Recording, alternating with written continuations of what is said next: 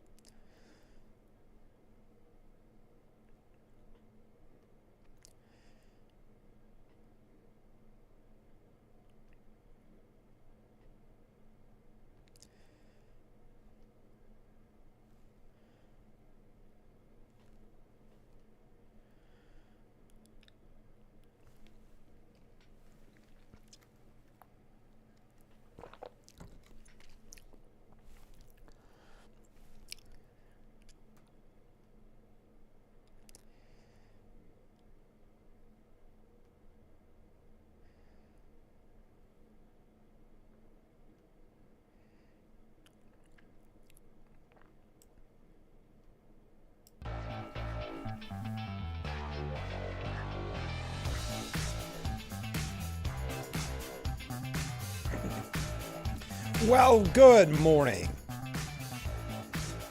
And welcome to Frankly Speaking here on WYDC TV. Big Fox, I am your host, Frank Akerman. We are broadcasting live from the Hesselson studio this morning after a couple days off for the Christmas season. I hope that you enjoyed the music on Christmas. Yesterday I know it was a repeat. But today we are live and in studio, receiving so many nice Christmas messages over the Christmas holidays. So thank you so much. Merry Christmas to all of you. It was nice. Here's a comment from a viewer kicking off the show. Good morning, Virtual Wave. Well, hey, good morning.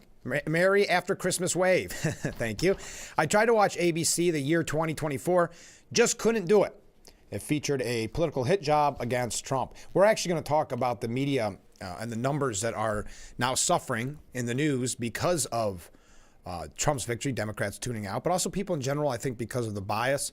We're going to be talking about that, some scathing looks inside the newsroom, what people inside the newsroom are saying as well. We got a comment from a different viewer. This came in real early this morning. New York State is going to fine companies that it deems contributes to global warming. The result of this idiotic law will be, in addition to the mass exodus of people from New York State, a mass exodus of businesses. Socialists are such shallow thinkers who are deeply, for lack of a better term, stupid. That is the Climate Superfund bill that we talked about. We're going to dive in depth on that this morning. We talked with Assemblyman Phil Palmisano about this. There was the hopes that maybe she wouldn't sign it because, of course, where are those costs going to go? They're going to affect you. They're going to hit you in the pocketbook. So we're going to talk about that in just a moment. So thank you for that comment to that viewer. A nice way to segue into that story. I do have some breaking news before that. Also want to remind you that we'll be talking with Willa Vogel in the 7 o'clock hour. She is with the Rockwood Museum, and it's not too late to go vote on the gingerbread houses.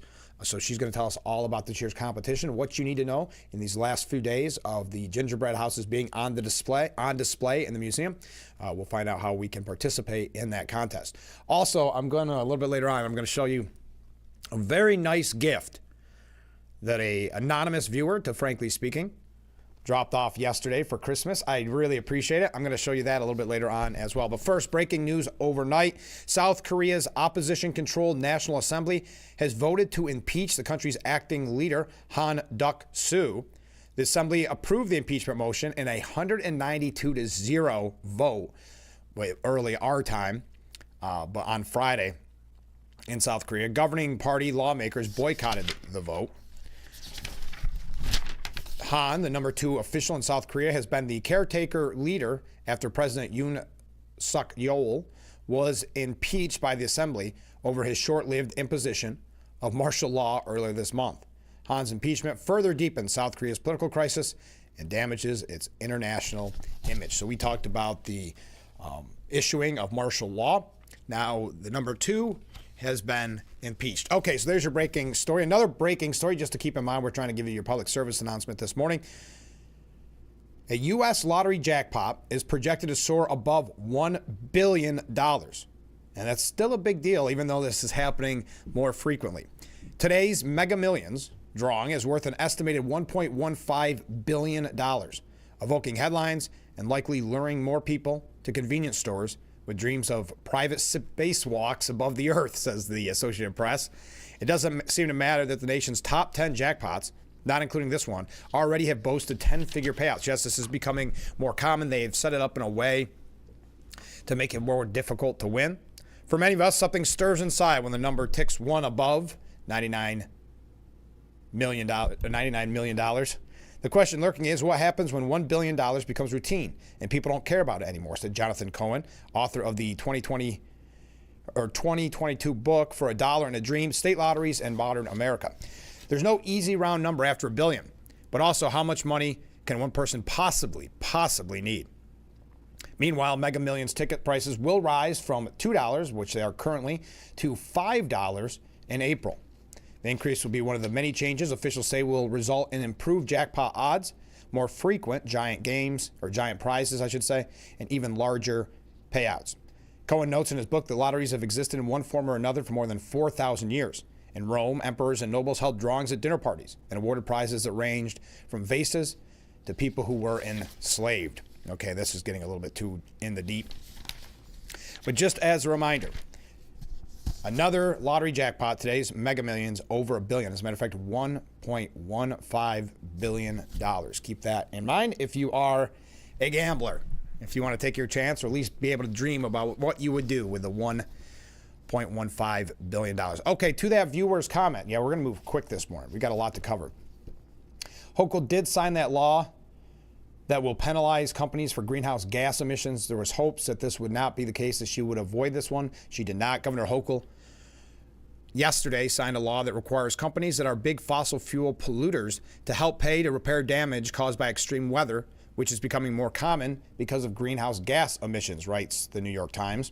The legislation, called the Climate Change Superfund Act, mandates that the companies responsible for the bulk of carbon emissions buildup between 2000 and 2024 pay about $3 billion each year for 25 years.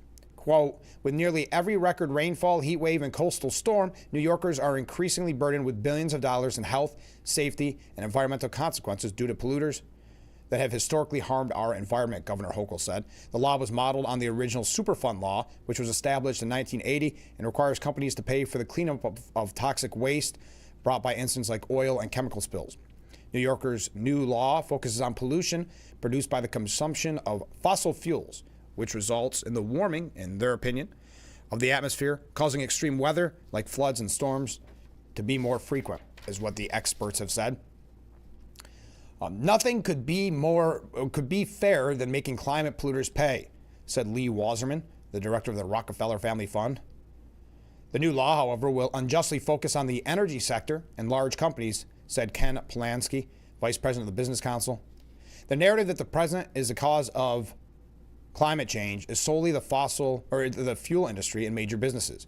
We have all benefited from the use of fossil fuels over the time period covered by this law, when there was really no other broadly available alternatives. The money raised by New York State will go into a fund for restoring and protecting coastal wetlands, upgrading roads and bridges, improving storm water drainage systems, elevating and retrofitting structures, and investing in recovery efforts from natural disasters. Okay, so what we're going to see is that cost being tacked on to your bills, as that viewer said, and I think so rightly said. It will cause many major businesses, especially these fuel companies and things that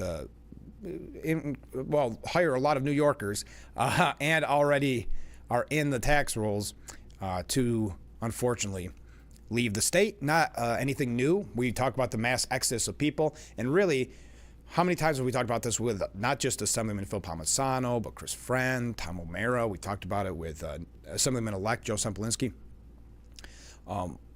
They continue to make laws in the state that cause businesses to not even consider moving here. That's the one thing that, it's not just the ones that leave, it's the ones that don't even look at New York as a viable option to move their company or their business to. As a matter of fact, we see a lot of businesses leave, but there's an untold number that we'll just never know that would not even consider New York because of its intrusive laws and it's the bureaucracy, and now moves like this, fining companies who use fossil fuel. $3 billion over the next 25 years. Well, we're going to talk a little bit more about that. I don't want to run too late this morning, as we've covered a lot already. South Korea, the lotto, New York State. We also do have some other New York State issues, not just about the Superfund, the Climate Change Superfund. And next time we have the Assemblyman on, Phil Palmisano, will talk about that. This is something that he really focuses in on, energy. You know that. We've talked about it so many times in this program, especially like the electric vehicle mandates for schools, which is going to be interesting because if you look at it historically already, schools or the voting public is turning down purchasing the electric buses. There's so much cost to them. They're not really efficient. They're talking about really the end of away team sports, things like that, and especially in some of our rural areas where you'll have to almost refuel or get another bus to finish the route. But of course, New York State implementing that and then saying, but we in New York State don't have to do it as early as the schools do. But again, at the end of the day, you have a say in the school budgets. That's how this works. So what happens, and this is a question that I don't think anybody quite has the answer to yet, when that mandate does come through and it's the last day, so to speak, where you must have all electric vehicles, when you go to vote for that school budget, first of all, it is going to be shocking to you. School budgets are already growing leaps and bounds, it seems like every year. This would be an example of it will be shocking to you because of the cost. What if you turn it down? What if you say no? Then what? I think that's a fair question, a question that not a lot of people, no one that I could tell has the answer to quite yet. Here's an interesting comment from a viewer. Regarding the fossil fuel law, say goodbye to Corning Glass, to Corning Inc. Well, that's an interesting point. If they're going to be fined, what keeps a business here in New York State? That's a fair question. Corning is one that we could point to because that's where we're based out of. So I understand what you're saying. But that's a very good point. And what would make a company stay here when they see costs like this? Because even if they do put it on to the consumer are going to turn on some of these businesses. All for Governor Hochul to have that photo of her signing and looking as if she's doing more than anyone else for climate and trying to get that attention. Very typical New York. We got some other comments coming in, which I'll read when we come back from break. But like I said, I don't want to run too late, so stay with us. We'll be right back with Frankly Speaking here on WYDC TV, Big Fox.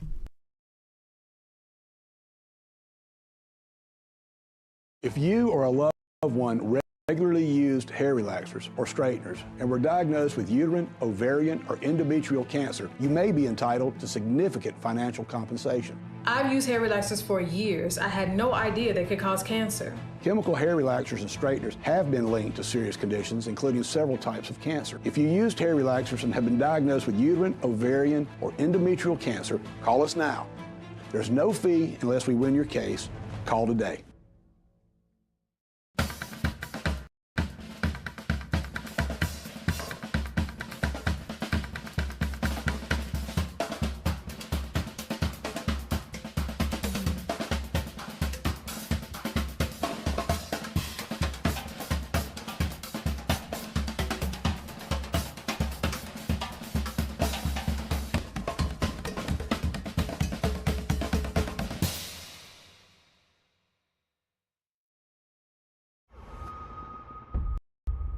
I'm Nancy O'Dell.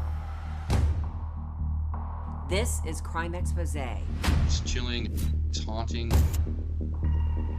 We knew exactly who it was. Blood stains on her shorts. See you in September.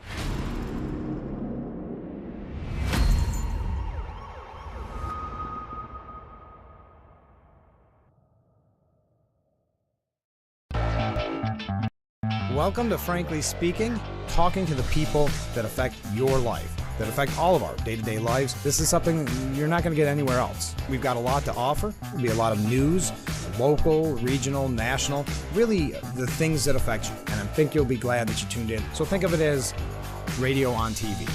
Frankly Speaking, live, 2 hours long, starting at 6 a.m. on WYDC TV Big Fox. This is history making.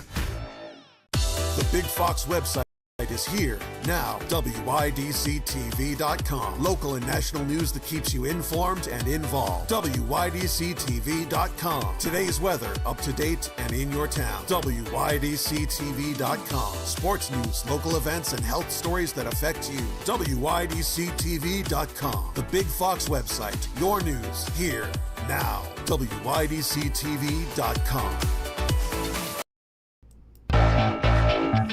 The Frankly Speaking Roof Cam brought to you by Boss Security in Horseheads. Contact them today for all your business and home security needs. Welcome back as we broadcast live from the Hesselson studio here on Market Street in Corning. As I mentioned, coming up a little bit later on from the Rockwell Museum, Willa Vogel will be our guest in the 7 o'clock hour to tell us all about the gingerbread house competition that is wrapping up, I believe, next week. We'll learn all about it. Let's go to some viewer comments, though, and we're going to talk more about Governor Hochul's plan with this super fun. Be prepared for your roads and highway maintenance costs to increase as well, because it takes a lot of energy to install or repair roads. LP, natural gas, and diesel fuel are all used in abundance to create a highway. Thank you very much. Comment from a different viewer. Good morning, Frank. Well, hey, good morning. I hope you had a wonderful Christmas. I hope you did too as well. I just heard about Hochul's $75 billion climate bill. It's outrageous, and I didn't think it could be possible that she could damage New York more than she already has. It sickens me. So many are already hurting. Yes, $75 billion. I understand your anger. Unfortunately, and when we talked about it with Assemblyman Palmisano, everybody was kind of wishful thinking because she hadn't signed it right away. There was that wishful thinking, hoping that she wouldn't sign it. But I think in the back of our minds, everybody knew that it just fit her narrative, fit kind of the Democrat policies that she's pushed. It's going to be a very interesting 2026. Now, that's when she's up again for re-election. You already see Richie Torres and her party looking as if he is going to primary her. Then you have on the Republican side at least one Republican who is interested, and that seems to be Representative Mike Lawler. So it's going to be a tight race. A lot of people, especially when it comes to Democrat primary with Richie Torres, who's been pretty level-headed in what he's been saying recently, kind of getting into that campaign mode. It could be a very big challenge for her. Governor Hochul is not very popular. Is not very well liked. She doesn't get the attention that her predecessor did, Andrew Cuomo. That she is not, well, as I've said numerous times, not ready for prime time. You saw that with the speech she gave at the DNC. So it's going to be a tough uphill battle. But back to the bill that she signed into law yesterday. They are calling it, at the New York Post anyway, a controversial law that will force oil, natural gas, and coal companies to fork over a staggering $75 billion to the state for carbon emissions and allegedly contribute to climate change. But critics claim the law is unworkable, likely to be challenged in court, and will only end up costing consumers more. What would you have to do? Not sell fuel in New York State, said Ken Pokaski, vice president of the New York State Business Council, which was opposed to the measure. The New York Climate Superfund, I've heard it sometimes called New York Climate Change Superfund as well, is modeled after a federal law that holds polluters responsible for abandoned toxic waste sites, advocates say. Money extracted from the petro firms over a 24-year period would go toward resiliency projects such as coastal protection and flood migration, as I mentioned. Hochul saying yesterday in her message after signing this into law, this bill would allow the state to recoup $75 billion from major polluters. She said that energy companies are responsible for emitting 1 billion metric tons of greenhouse gas emissions into New York's atmosphere. Quote, for too long, New Yorkers have borne the cost of climate crisis, which is impacting every part of the state. The petro companies should foot the bill, the governor said. An analysis conducted for bill sponsors State Senator Liz Krueger from Manhattan, Democrat, and Assemblyman Jeffrey Dinowitz, a Democrat from the Bronx, showed foreign-owned and American companies together would pay about $3 billion a year over 2.5 decades. The oil giant Saudi Aramco of Saudi Arabia could be slapped with the largest annual assessment of the company, $640 million a year, for emitting 31,269 million tons of greenhouse gases from 2000 to 2020. So we're not going to go through each single company, but the reps for the petro industry said the new law is a declaration of war against firms that provide energy and power to New York at a time when there's already a significant cost to that. Obviously, we talk about it in the cold winters here in New York, and you've seen your gas bills. This legislation is bad public policy that raises significant implementation questions and constitutional concerns. Moreover, its $75 billion price tag will result in unintended consequences and increased costs for households and businesses. The letter, co-signed by the Business Council, the American Petroleum Institute, Northeastern Region, and National Fuel Gas Company, among others.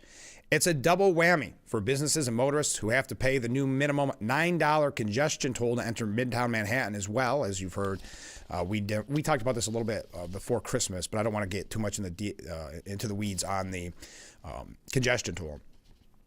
But a former state energy utility regulator questioned whether the law will withstand a legal challenge. The companies will likely get a friendlier ear in federal court, said ex-State Public Service Commission Chairman John Howard. He also wondered how New York would collect funds from foreign-based firms such as Saudi Aramco or Russia's Lukoil.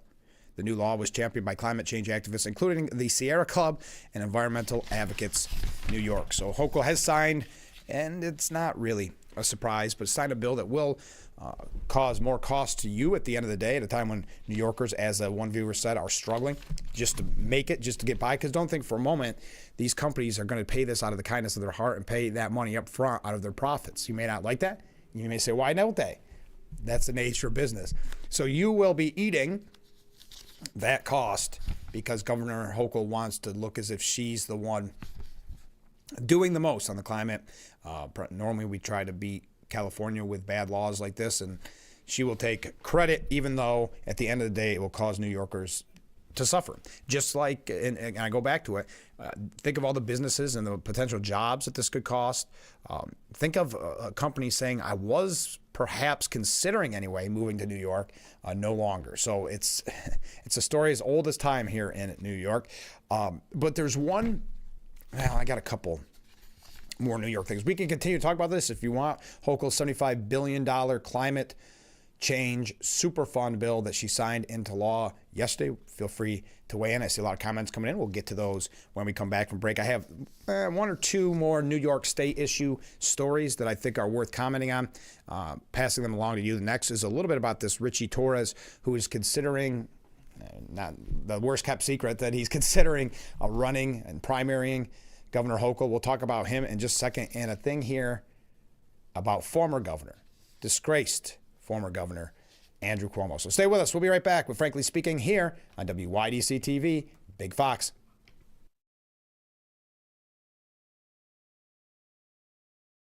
How many times have you tried to clean a stubborn mess but end up with no success? What you need is the all-new waterproof Ruby Horsepower, the new cordless and rechargeable power scrubber that cleans faster and easier, guaranteed. Watch, baked on oven grease is no match. It easily blasts away dirt and grime in no time. The power comes from our rotating brushes spinning at 350 RPM. The incredible torque fights calcium, soap, mildew, mold, and more. Forget harsh chemicals. With just plain water, Horsepower can clean bathroom tiles and tubs back to their original shine and luster. It's a game changer in the kitchen, where it busts through caked-on crud. Take it outside and tackle tough tasks with ease. How strong is Horsepower? We took this distressed 100-year-old antique and restored it to like new with Horsepower. Amazing!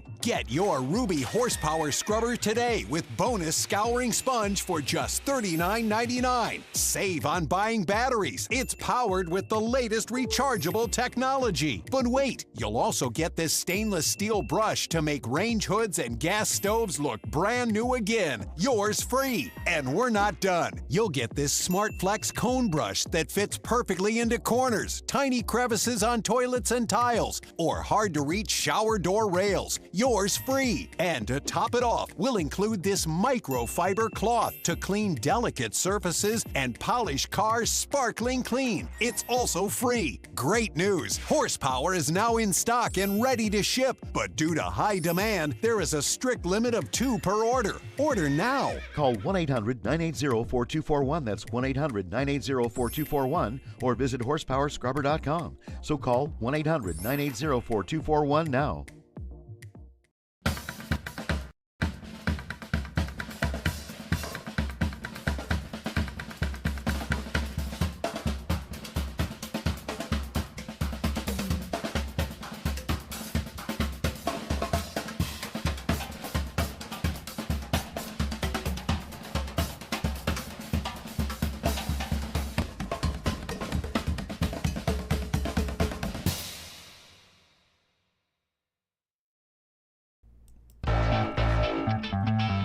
The Frankly Speaking Roof Cam brought to you by Boss Security in Horseheads. Contact them today for all your business and home security needs. Welcome back to Frankly Speaking as we broadcast live from the Hesselson studio on Marcus Street. I'm your host, Frank Acom. A lot of comments coming in regards to Governor Hochul signing that New York law that we've talked about extensively on this program, the Climate Change Super Fund bill, charging $75 billion to oil, gas, and coal companies for what they deem their role in climate change. Let's go to some viewer comments here. Sorry, just putting them all together. In regards to the new law that will fine businesses, why don't they go right to the source and drive companies like NYSEG out of New York State, so that, like California, we will have to pay even more extreme costs just to cook our food, for example? Well, I think those extreme costs will be bared very quickly if this is to continue to be a law. I mean, it sounds like it could be challenged in the courts. But if this goes into effect, we will be bearing those costs. It will cost us more to cook our food. It will cost us more to, as the one viewer said, drive, etc. Hopefully, this new law is like the proverbial nail in the coffin, and we can say goodbye to Hochul in 2 years. Yes, she is up for re-election in 2026. I think, and we're going to talk about Richie Torres here in a moment, I think Richie Torres is making her concerned, making her nervous. That's why she's signing these kind of extreme laws into effect. Comment from a different viewer. If those government people think that the money is actually coming out of the business's profits, they're sadly mistaken. They're just reaching deeper into each of our pockets. That's a really good way of putting it. Governor Hochul is simply moving the shell ideas around, picking one up and seeing if there's votes underneath it. Yes, this is to play into that far left extreme part of the Democrat base that really does hate fossil fuels. So it's going to be interesting if she thinks this is a winning plan for her going into 2026. Comment from a different viewer. Hochul continues to drive businesses out of New York, as well as citizens who are retired or retiring. She's no better than her predecessor, who was never held accountable. Oh, another good point. Comment from a different viewer. How much more damage can be done in 2 years? Well, unfortunately, you'll see. She is not slowing down, but yes. Hopefully some things at the federal level change, with Trump going in, hopefully. Well, look at what happened when Trump won. Instead of realizing, well, wait, maybe we could work with Trump to help better New York State. No, Governor Hochul and Letitia James had that press conference basically saying they don't want Trump's help. So she is, Andrew Cuomo at least knew how to play politics. I didn't like him. I think the nursing home decision was one of the most disastrous and tragic decisions ever made by a politician, not just an elected official during COVID, but in general. But he knew how to play politics at the end of the day. And Governor Hochul just does not have that. She is not very charming in any way. You see the speeches, she's just not ready for prime time. But talking about Andrew Cuomo, the Times Union editorial board, to kind of piggyback off what that viewer said, for Andrew Cuomo, lessons from his downfall remain unlearned. Bare-knuckled tactics and a bullying penchant for retribution were among Andrew Cuomo's worst traits during his time as governor. And that was not even a secret. I mean, even Democrats would talk about how vindictive he was, but I'll continue. His recent legal tactics suggest he hasn't changed in the 3 years since resigning from office. Yes, the one accuser dropped the case saying, I can't afford this. He's using taxpayers' dollars. I don't have that complete blank check, and I don't want my name continue to be tarnished. Really bullying a woman that he bullied before, allegedly. It was sad, and he had an endless stream of money. People were shocked to hear that. But yes, we had to pay for his legal defense because he was governor at the time that it happened. So what was it up to? I don't quote me, but wasn't it like $25 million? Something outrageous. But continuing with this piece from the Times Union. Last week, attorneys for Mr. Cuomo filed a legal notice suggesting he may seek a defamation lawsuit against one of the women who have accused the Democrat of sexual harassment. The notice of claim seeks compensatory damages from former aide Charlotte Bennett, who contends that Mr. Cuomo inquired about her sex life and whether she liked older men in conversations they had while he was in public office. Mr. Cuomo's attorneys claim the civil action was prompted by a public statement issued by Ms. Bennett's attorney when voluntarily dismissing a federal lawsuit accusing the former governor of sexual harassment. Ms. Bennett still has an ongoing lawsuit against the state. But the legal move was also prompted, we could presume, by Mr. Cuomo's hope to resurrect his political career as he eyes a run for mayor of New York City. Indeed, his team is mounting an aggressive attack on Ms. Bennett and other women who have accused him of inappropriate behavior. Cuomo's attorneys say they can prove Ms. Bennett's allegations were false because of text messages and videos obtained during the discovery process. Unfortunately for them, a defamation claim would face the hurdle of Mr. Cuomo's own words. While the former governor has consistently denied sexual harassment claims, he has admitted saying things interpreted, quote, as unwanted flirtation and making people feel uncomfortable with conduct that, quote, may have been insensitive or too personal. In his resignation speech, he apologized to 11 accusers, cited in a report on sexual harassment allegations following an investigation overseen by the Attorney General, Letitia James. Those expressions of regret could undermine a defamation suit, and they suggest that the threat of one is really about intimidating and silencing Ms. Bennett Earlier in the month, as New York Post reported, Mr. Cuomo's, here it is, attorneys also saw a gag order that sought to keep Ms. Bennett's lawyers from publicly mentioning the $28 million in taxpayer funds paid to defend the former governor and his associates. And that's why I try to mention it as much as possible. He wanted to silence Ms. Bennett's lawyers because he realizes the optics on that. People don't like having to pay for his legal defense, especially to the tune of $28 million. But you are paying for that as a taxpayer in New York. Certainly, Mr. Cuomo was within his rights to defend himself against sexual harassment claims, says the Times Union. But remember that Ms. James' report wasn't damning only because of the sexual harassment allegations it contained. The report and a subsequent assembly investigation also detailed the former governor's abusive behavior and his administration's attempt to discredit, embarrass, and slime Lindsey Boland, another accuser. The threatened defamation suit is more of the same. And the continuation shows that Mr. Cuomo has not learned the lessons presented by his stunning downfall.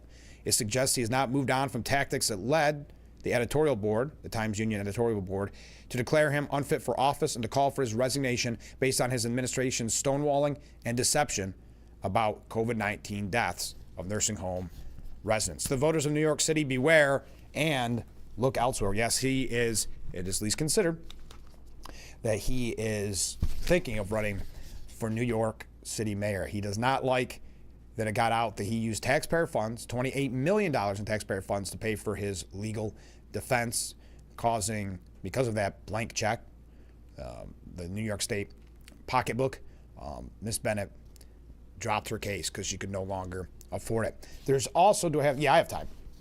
And then we're going to get away from New York for just a moment, but feel free to keep those comments coming in. Got so many great comments. We mentioned Bronx Representative Richie Torres. So he is considering running for governor, primarying Kathy Hochul. Well, the New York Post editorial board said he got it 100% right when he slammed progressives for their perversion of compassion and allowing vagrants to haunt the transit hubs and the streets, particularly those who are mentally ill and in need of help. They make life miserable and dangerous for everyone, including themselves. Progressives think they're being kind, considerate, compassionate to these troubled people. Civil libertarians think they're protecting their freedoms. Many of them truly believe they're doing the moral thing by letting these people fester. They're horribly wrong. It's not compassionate to let someone sleep on the floor of Penn Station or permit violent ones to attack innocent people. It's not compassion to let druggies shoot up and pass out on the streets. It's not compassionate to leave a woman who appeared to have a walker and is thought to have been homeless, defenseless on an F train while a psycho fatally lights her on fire, as a suspected illegal drug-addled homeless Guatemalan immigrant did on Sunday morning. You've heard that tragic story, that sick, despicable story, and many have went and pointed to, well, people are scared to step in or to do anything. They said there was an innocent bystander on that train that just watched it all go down. But look at the lawsuit against, I always forget his name, Penny, right? Daniel Penny? Yeah, I think that's right. I don't know why yes, Daniel Penny. Look at his punishment for stepping in, and of course, at the end of the day, he was found not guilty, but at the same time, you've got to recall that cost a lot of money. There's a lot of smears against his name, so people aren't willing to take the chance to defend their fellow citizens, but I'll continue. The attack shocked the entire nation.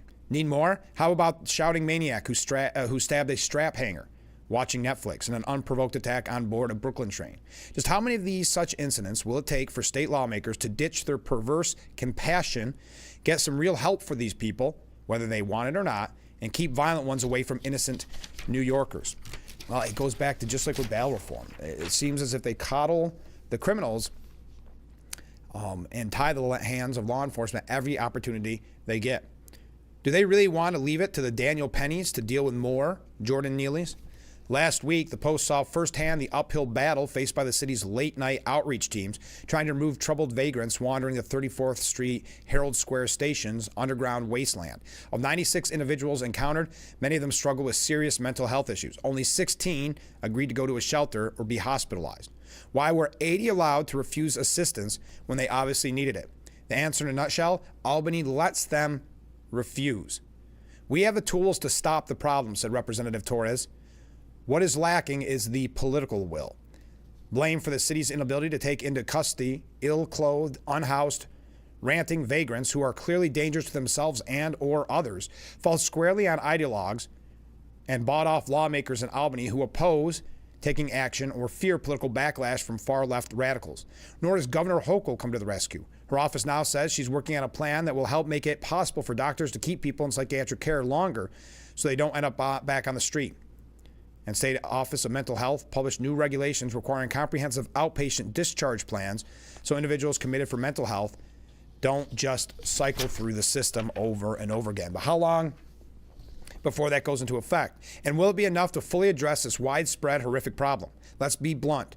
Albany must radically shift its mindset and give the city greater authority to remove individuals who are unable to meet basic needs for food, clothing, and medical care, or who otherwise represent threats.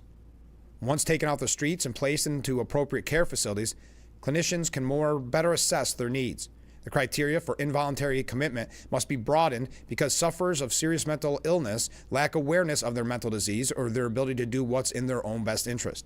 A sign of hope, a promising new bill, the Supportive Intervention Act, drafted by City Hall aide Brian Stetton, who authored Kendra's Law, that calls for common sense changes to state mental health laws that prevent the city from helping those who cannot understand they need help. The SIA would define dangers to self to include psychiatric as well as physical risk of harm. True compassion demands real action to prevent the next tragedy. Our political leaders clearly have the tools to care for those who need help and to keep New Yorkers safe.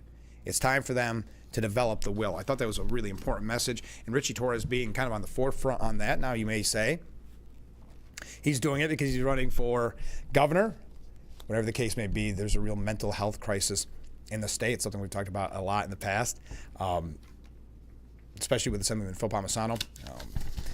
But it's obviously something that needs to be done. I got distracted by the waves. We got to go start to the waves this morning. Let's take a short break. Running just a little bit late. Got some comments coming in. We'll read those when we come back. Stay with us. This is Frankly Speaking here on WYDC TV. Big Fox. If you or a loved one regularly used hair relaxers or straighteners and were diagnosed with uterine, ovarian, or endometrial cancer, you may be entitled to significant financial compensation. I've used hair relaxers for years. I had no idea they could cause cancer. Chemical hair relaxers and straighteners have been linked to serious conditions, including several types of cancer. If you used hair relaxers and have been diagnosed with uterine, ovarian, or endometrial cancer, call us now. There's no fee unless we win your case. Call today. When you think boots, think Hesselsons. Hesselsons has the largest selection of work boots in the area. Composite and steel toe boots, Met Guard boots, soft toe boots, and hikers, duty and western boots all in one location. Hesselsons, Amara Heights. Hesselsons has men's and ladies boots in all sizes and widths. Choose from the largest names in the industry. Danner, Carolina, Timberland Pro, Keen Utility, Thorogood, Area, and Georgia, to name just a few. Hesselsons has been locally owned and operated since 1955, so when you think local service and great selection, think Hesselsons. Remember, it's always fun to poke in the corners at Hesselsons. The holiday season has arrived, a time where more than ever our thoughts turn gratefully to those who serve our community and those all around us. May the holiday season end the present year on a cheerful note and make way for a fresh and bright new year. Here's wishing you a happy holidays. This holiday greeting is brought to you by our friends at Tom South Corning Collision, Sheddon's Wholesale, Suburban Propane, Corning Building Company, Empire Bricks, Hector Wine Company, and Apple Ridge Senior Living.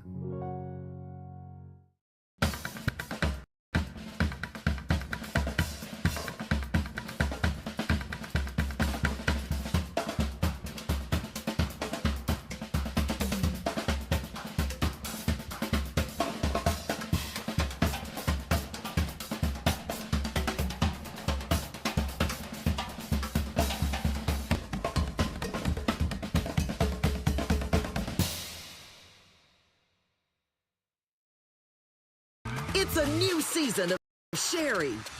Having a good time has always been my #1 goal. I tend to get crazy.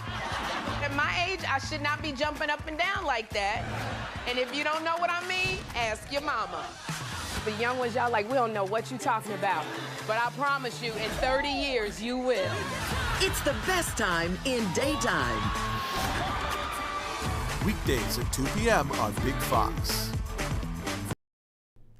The Frankly Speaking Roof Cam brought to you by Boss Security and Horseheads. Contact them today for all your business and home security needs. Welcome back to Frankly Speaking as we broadcast live from the Hesselson studio. This morning we've been talking about New York State, specifically the law that will charge $75 billion to oil, gas, and coal companies for climate change. Governor Hochul signed that yesterday. Some comments from viewers. How many more New York businesses will have to shutter their doors? They will be raising their costs, and consumers just can't afford to pay more at a time when they are already struggling. Comment from a different viewer. Over 158 major businesses have left New York. Over $1 trillion in assets, and numerous small businesses have either left or closed. Yeah, and you can't, and there's no way to really take this number in, but think of how many businesses we lose that never even considered moving to New York. Not even on their radar. We've heard from business leaders in the past saying that New York is not even on anybody's short list when it comes to businesses moving to New York. It's just too much rules and regulations, too much cost. And to the other viewer's comment, these costs, this $75 billion bill essentially that Governor Hochul is issuing to these companies, that will just be passed on to consumers. You may not like it, but businesses don't dip into their profits just to pay Governor Hochul and make it a big win-win. No, it'll be costs to you and me. Hey, you know what's really interesting? Oh, well, maybe, I don't know if you'll find this interesting. I found it very interesting. Do you remember the name Marianne Williamson? She ran for president back in 2020, I believe it was. Maybe it was, I think it was 2020, maybe 2016. She's a Democrat. She was a little bit different. Wasn't she like some type of spiritual leader or some type of author? But anyway, she announced her bid to chair the Democratic National Committee, saying she will, quote, work to reinvent the party from the inside out. Wow, interesting. This year's election of a DNC chair feels different than in past years. Before now, the party has faced defeats, to be sure, but our playbook still basically worked. The waters were turbulent at times, but our ship was steady. This year, the party faces a more critical problem that we have ever faced before. The MAGA phenomenon now challenges the very way that politics are done in America, and the traditional toolkit of party organization will not be enough to meet the moment. Asserting that Democrats need to recognize and understand President-elect Donald Trump's appeal, Williamson said the typical strategies of data analysis, fundraising, field organizing, and beefed-up technology will not be enough to prepare the way for a Democratic victory. Quote, that's why I have decided to run for DNC chair this year, she stated, citing her experience running for president in 2020. Okay, there you go. And 2024. Oh, I didn't realize she ran this go around too. She then linked to her manifesto for a renewed Democratic Party published on December 16. So this was published a little while ago, which reflected on the mistakes the DNC made that cost them the November election. This is what she had to say. In essence, the Democrat Party has lost its spiritual connection with the American people. Many who used to trust the Democratic Party now feel cynical about it, and often for understandable reasons.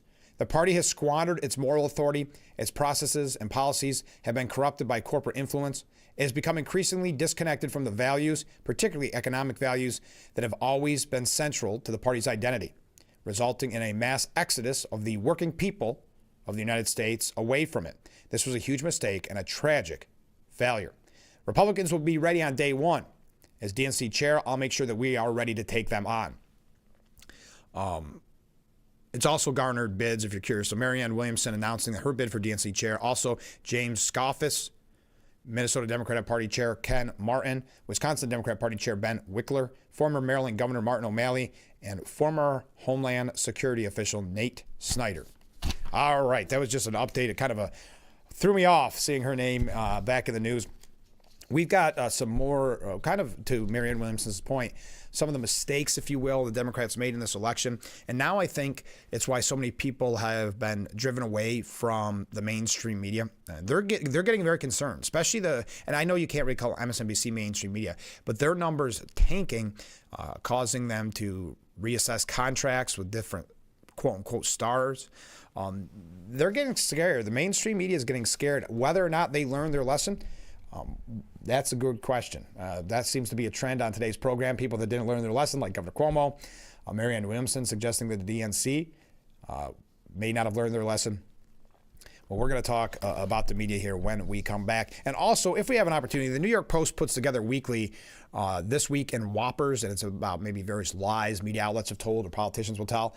But this morning, late yesterday, they published the Year in Whoppers. And I thought maybe we'd go through a couple of those just for fun to kind of tie it in with the media discussion. Keep those comments coming in. Great conversations this morning. As I said, Willa Vogel will be our guest. She's with the Rockwell Museum.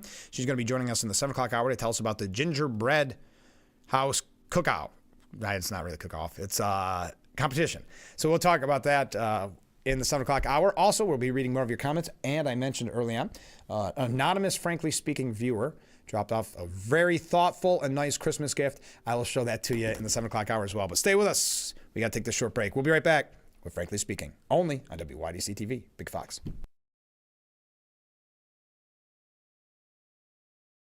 Frankly Speaking, Roof Cam is brought to you by Boss Security in Horseheads. Contact Boss Security for all your business and home security needs.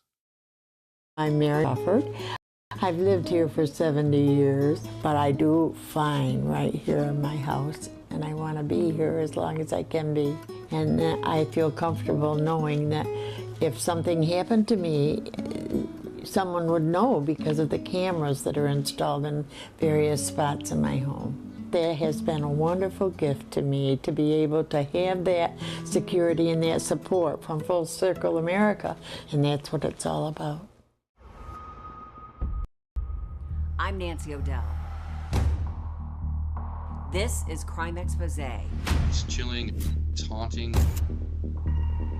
We knew exactly who it was. Blood stains on her shorts. See you in September.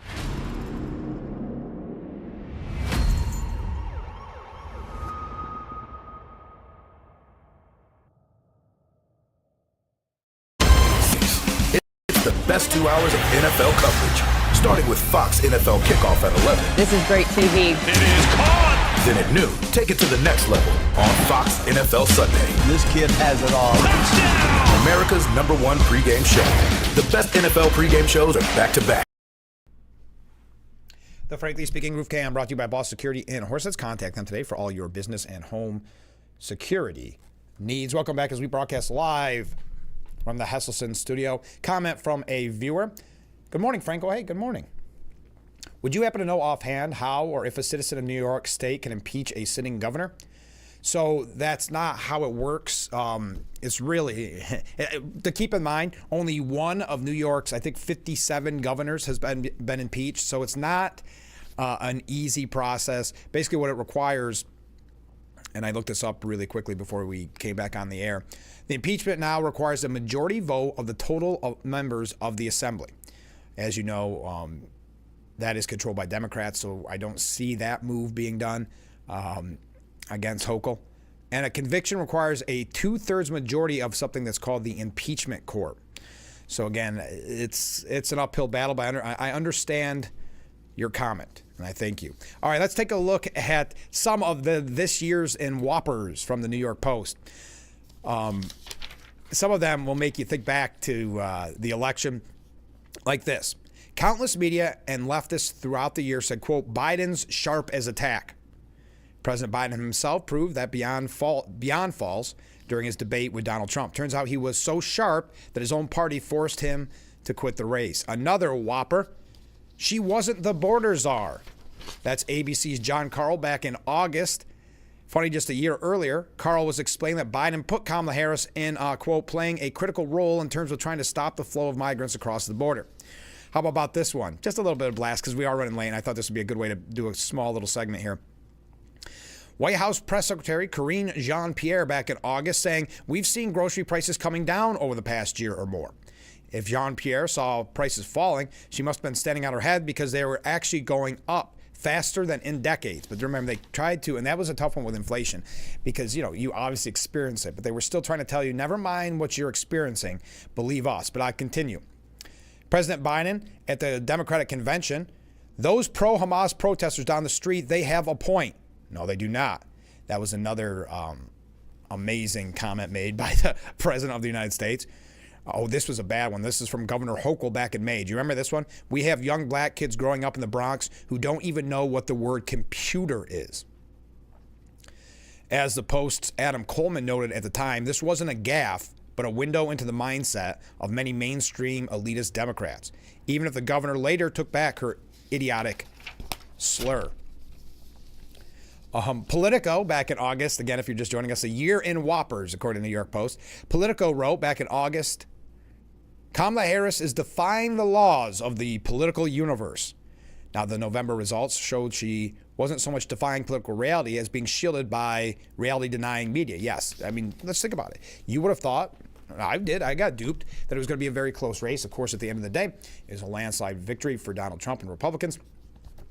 And yet, right up until the end, for instance, that Iowa poll. Continuing, Pennsylvania Democrat County Commissioner Diane Ellis Margelli said precedent by a court doesn't matter anymore in this country. People violate laws anytime they want. Democrats scream about democracy, but when a Republican, Dave McCormick, narrowly beat Pennsylvania Democrat Bob Casey for that Senate seat, Dems like Ellis changed their tune about threats to democracy. They wanted to change the rules. They wanted to steal the election. Another whopper from the year. We have been enforcing the law from day one. That's DHS Secretary Mayorkas in May. The November results are clear proof that Mayorkas' bald-faced lies about border enforcement couldn't fool all the people all the time. How about this? Jennifer Rubin on November 19th, writing for the Washington Post, saying Republicans want to kill your kids. Rather than accept the November results, Trump haters like Rubin doubled down, resorting to crass, hyperbolic fear-mongering, and a desperate bid to block the incoming president's agenda. Number 10, allowing Trump to hold an event at Madison Square Garden is equivalent to the infamous Nazis rally at Madison Square Garden on February 20th, 1939. That's State Senator Brad Holman Siegel in a tweet back in October. The radical progressive actually demanded Madison Square Garden cancel the Trump event. Ironically, it's Holman Siegel's call to suppress his opponent that's really reminiscent of Hitler's Germany.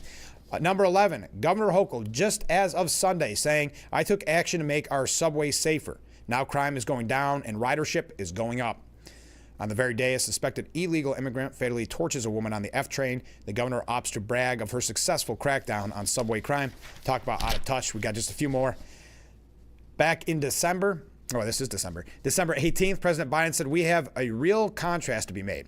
What I did in 4 years and what's going to happen in the next 4 years. For once, the New York Post says we agree. Biden and company botched everything they touched, from the border to the economy to foreign affairs. No way Trump or any president can do so much damage. Vice President Kamala Harris on December 17th saying, I ask you to remember the context in which you exist. Harris's mindless word salads played a big role in her defeat, but that's not stopping her from making similar ones to this day. Boy, did America dodge a bullet. And finally, Representative Sheila Jackson Lee saying back on April 9th, a full moon is made up of mostly of gases. Huh? Now everyone knows the moon is made of cheese. I thought that was fun from the New York Post, looking back at some of that coverage, because that ties into what we're going to say about the media. Let's face it, Americans are tuning out all political news. Not in this case. You're watching Frankly Speaking. But in most instances, like MSNBC and elsewhere, seeing a huge drop. We're going to talk about that when we come back. We can talk more about Governor Hochul signing that climate change Superfund bill into effect, charging $75 billion to oil, gas, and coal companies. Now, there will be legal battles with this, but at the end of the day, as of right now, it is a law. So we can talk more about that if you'd like, but stay with us. We've got to take a short break. This is Frankly Speaking on WYDC TV. Big Fox will be right back.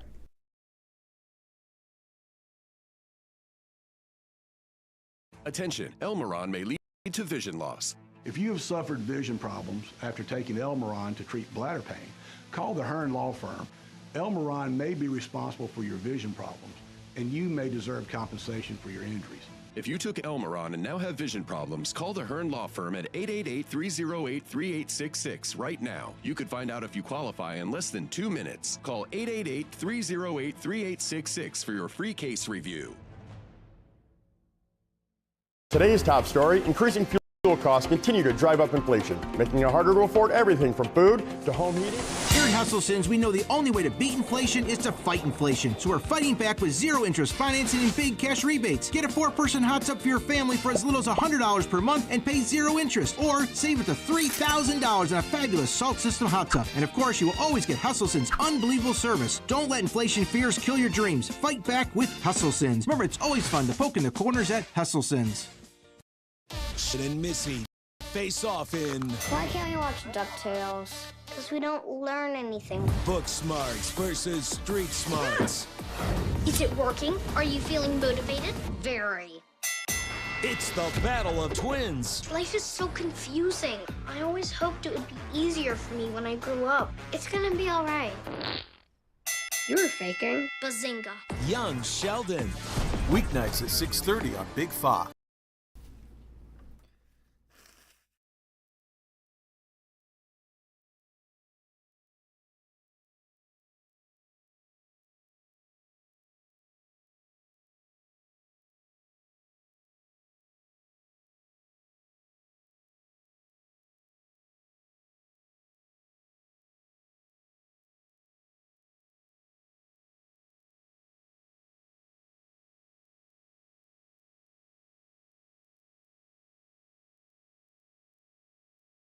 The Frankly Speaking Roof Cam brought to you by Boss Security in Horseheads. Give them a call today for all your business and home security needs. We are back, broadcasting live from the Hesselson studio. Thank you so much for joining us this morning, having a blast with everybody and all the great comments. Now, Americans are tuning out of political news, according to an Associated Press NORC poll. Television ratings and now a new poll clearly illustrate the phenomenon. About 2/3 of American adults say they have recently felt the need to limit media consumption about politics and government because of overload, according to the survey from the Associated Press NORC Center for Public Affairs Research. Smaller percentages of Americans are limiting their intake of news about overseas conflicts, the economy, or climate change, the poll says. Politics stands out. Election news on CNN and MSNBC was taking up too much of this person's Sam Guide, who they interviewed. This is coming from the AP News. Said the 47-year-old electrician from Lincoln, Nebraska, quote, "The last thing I want to watch right now is this." The poll conducted in early December found that about 7 in 10 Democrats say they are stepping back from political news. The percentage isn't as high for Republicans who have reason to celebrate Trump's victory. Still, about 6 in 10 Republicans say they felt the need to take some time off as well. And the share for independents is similar. The difference are far starker for the TV networks that have been consumed by political news. After election night, through December 13th, the primetime viewership of MSNBC was an average of 620,000, which is down 54% from the pre-election audience this year. The Nielsen Company said for the same time comparison, CNN's average of 405,000 viewers was down 45%. Now at Fox News, the post-election coverage of 2.68 million views is up actually 13%. Since the election, 72% of the people watching one of those 3 cable networks in the evening were watching Fox News compared to 53% prior to Election Day. So interesting. But do they read into this? Do they start to realize their bias has driven people away, especially when we saw the overwhelming landslide that Trump won when it comes to election? That's the question I'll ask you. Have you tuned out? Not on Frankly Speaking, of course, but elsewhere. I'll ask you that question as well, but we got to take a break. Hour number 1 is in the books. We got hour number 2 coming up in mere moments. We'll be joined by Willa Vogel from the Rockwood Museum. She'll tell us all, well, as they said, let's get ready to crumble. It's the Gingerbread Invitational through December the 31st. So we'll hear all about that in the next hour. We got to wrap up hour number 1. So stay with us. Hour number 2, mere moments away. We will be right back.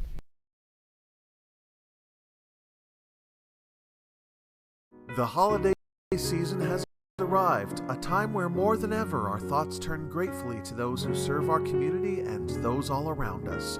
May the holiday season end the present year on a cheerful note and make way for a fresh and bright new year. Here's wishing you a happy holidays. This holiday greeting is brought to you by our friends at Tom South Corning Collision, Sheddon's Wholesale, Suburban Propane, Corning Building Company, Empire Bricks, Hector Wine Company, and Apple Ridge Senior Living. Name something with a diamond in it. Diamondback rattlesnake. It's in the name.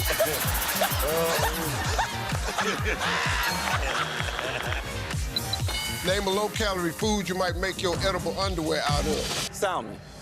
Watch it weeknights. Share it the next day. Wild caught Norwegian teriyaki. Share in the fun. Weeknights on Family Feud. 7 and 7:30 on Big Fox.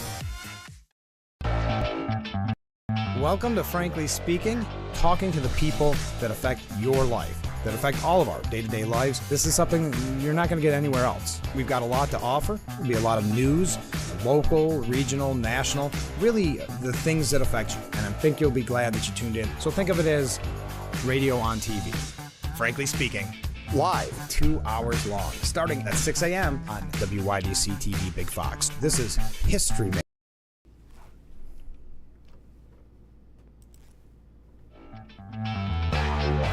It's hour number 2 of Frankly Speaking here on WYDC TV Big Fox. I'm your host, Frank Acom. Thank you so much for joining us this morning. We were talking about Americans tuning out of political news, what the polls are showing. 7 in 10 Democrats take a break from political news after Trump's landslide win. America's trust in the establishment media to report current events, quote, fully, accurately, and fairly, plummeted to a record low in 2024. That's according to a poll released back in October by Gallup. The AP reported its survey findings and noted Democrats' declining appetite for news following Trump's sweeping victory. So, again, I'm not going to go through the numbers because I know that gets a little bit wonky.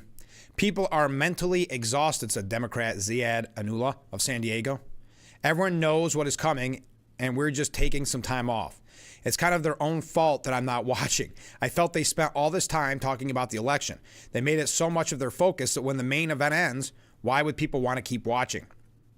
That's a very good point. The poll sampled 1,251 Americans from December 5th through the 9th. Okay. Now on CNN, journalists offer a brutal assessment of why their network is failing. This coming from the Daily Mail out of the United Kingdom.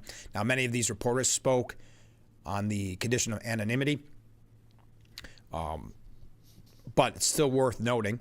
Insiders claim a decision to hold a town hall with the president-elect back in May of 2024 upset staff and viewers, as did the decision to not fact-check Trump during his debate earlier this year.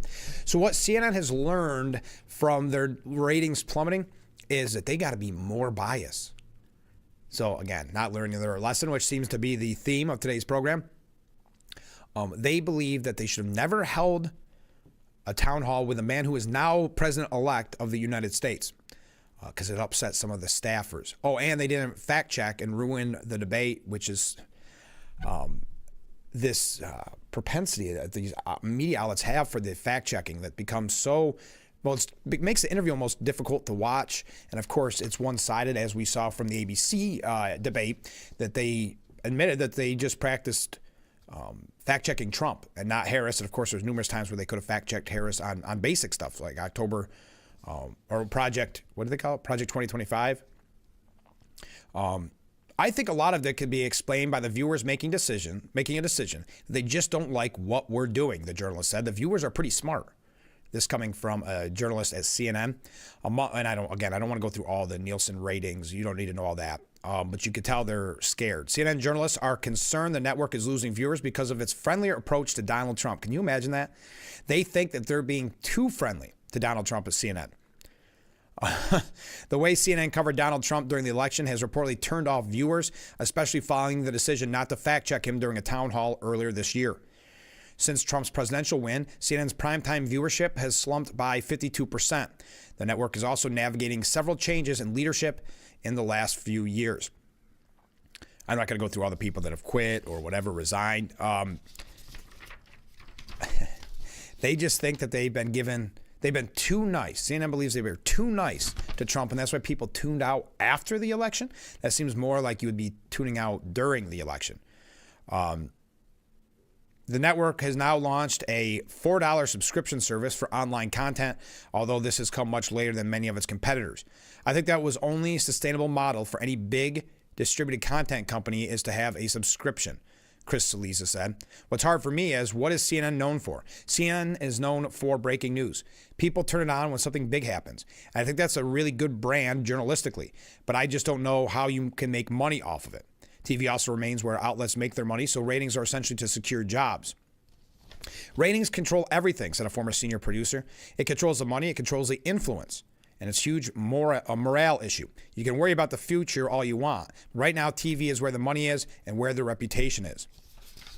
So CNN, even though they spoke on the condition of anonymity, the journalists believe that they have just been too easy on Donald Trump, and that's why their ratings are plummeting. Now, how does that make sense?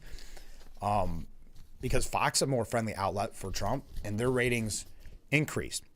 They're also taking a look at the kind of the meltdowns, and this is the time of year, folks. Some of these stories are kind of like the year-end recap. But despite focusing their sharpest political jokes on Donald Trump, especially in the lead up to Election Day, prominent network comedy shows did not derail Trump's victory, and they're taking a look at the prominent shows. Look, Stephen Colbert got that interview with Kamala Harris. Was that helpful for Kamala Harris, or was she just speaking to her own audience? We had that conversation at the time. Of course it was. The same when she went on The View. Those weren't people she needed to reach out to. But that was another failure in her campaign. But late night hosts Stephen Colbert, Jimmy Kimmel, Seth Meyers, and others, along with the usual anti-Trump suspects at NBC's Saturday Night Live, were unsuccessful in using their platform to sway voters. And that's why people have started to talk about the importance of kind of the new media, like podcasts. We kind of questioned them at first, but then when you saw the numbers of how many people watch Joe Rogan's show, something like 72 million or 78 million watching that interview with Trump. But I'll continue. This barrage of anti-Trump humor was so frustrating for these comedians after Election Day that some resorted to cursing and even shedding tears on air on a comedy late night show. No wonder Greg Gutfeld's program Gutfeld is doing so well, beating out very often the mainstream, the network late night hosts. As they had done for the entirety of Trump's almost decade-long political career, the mainstream late-night comics went all in on pro-democratic and anti-Trump humor. And it gets very old. It's very cliche and trite at this point, what they've been saying, but we bring you those quotes very often. According to a recent study from the media watchdog group, Media Research Center, nearly all the political jokes told on each of the 5 major TV late-night shows at the height of the campaign were anti-Trump. The study, published in October, found that out of the 1,463 jokes about both Trump and Harris on those 5 shows, the jokes were targeted at Donald Trump at a rate of 40-1, almost 98% to 2%. Even some of the rare anti-democratic jokes appeared to be softened by hosts. Despite when President Biden was at the party's nominee, Seth Meyers tempered a joke about Biden's age with a disclaimer about Trump's criminality. So, no, again, today's theme, not learning lessons. And they go through, and this was actually on Fox News, you see them actually crying, Jimmy Kimmel and others. They don't realize that there's a lot of people that don't want to be lectured by the Jimmy Kimmels of the world. How many different things Trump's victory is terrible for? The ABC host became emotional and started crying. Myers told his viewers a day after Trump's win that something in his brain broke a little bit last night. Okay. The Daily Show correspondent, Ronnie Chang, told Comedy Central viewers that any of them are dual citizens that need to travel to the other country because of America's turn towards fascism. Those are the kind of things that pass as late night humor. I'm sure when they regroup, they'll just go double down, triple down on the anti-Trump humor. On MSNBC, Juanita Tolliver said on the program Deadline yesterday that President-elect Donald Trump and his supporters chose to reject reality on a regular basis. So this is the same kind of mindset where you're deplorable, you're a clinger, you're garbage if you're a Trump supporter. And they don't realize this is why people are tuning out. Host Alicia Mendez said, if this is strategy, and the strategy is in order to be the hero, there has to be a villain. He hasn't even settled on who the villain is. Then it would mean current President Joe Biden is somehow a villain. Former President Barack Obama is a villain. Justin Trudeau is a villain. The Chinese soldiers who are lovingly but illegally in charge of the Panama Canal, I suppose those are villains too. This is not what we expect with presidential leadership. This is the suggestion of policy, an imperial presidency. Tolliver said, I want to emphasize that point about imperialism because Donald Trump doesn't want to be a president. He said on stage on the campaign, I want to be a dictator on day one, and this mirrors authoritarian behavior. Now, we know he did not say that. We know that they're lying to their audience, which let's be real. It's something perpetrated that the people Donald Trump looks to for examples, including one Vladimir Putin, right? It's eerie to see it play out like this. I was quite depressed because what I realized in reading it, there is no value in telling Trump or his supporters that none of this is true. None of this is founded in reality or facts. Yes, you should learn the difference between a pardon and a commutation. None of these seem to matter because they choose to reject reality on a regular basis. All right, we got to take a short break. Boy, this hour number one's going quick. We're going to talk to Willa Vogel from the Rockwell Museum. That's coming up in just a little bit. That'll be after this next segment. So stay with us. This is Frankly Speaking here on WYDC TV. Big Fox will be right back.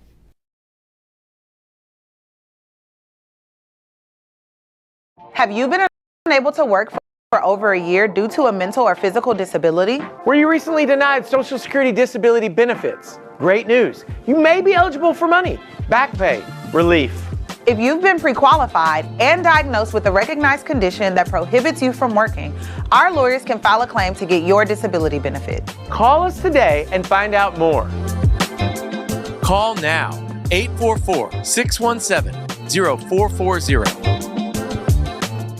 Our water's better tasting, it's better for the planet. That's great, sir. Can I take your order? Oh, number 3. At Culligan, we get that most people don't think about water like we do, and that's okay. You see, when we install our drinking water and softening systems, we're thinking about filtering contaminants and the minerals that make water hard. So you can just think about softer, cleaner, better tasting water. At Culligan, we think about your water, so you don't have to. Call today to schedule your free water test.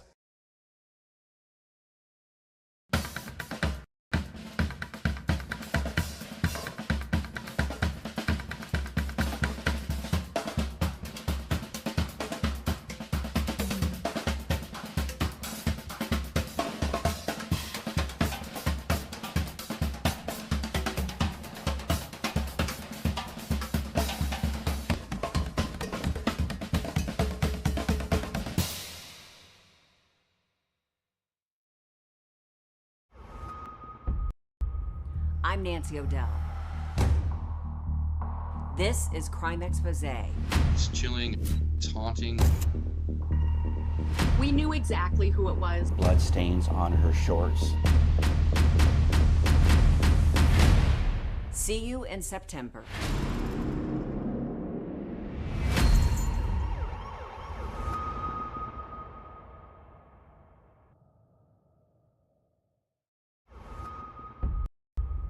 I'm Nancy O'Dell.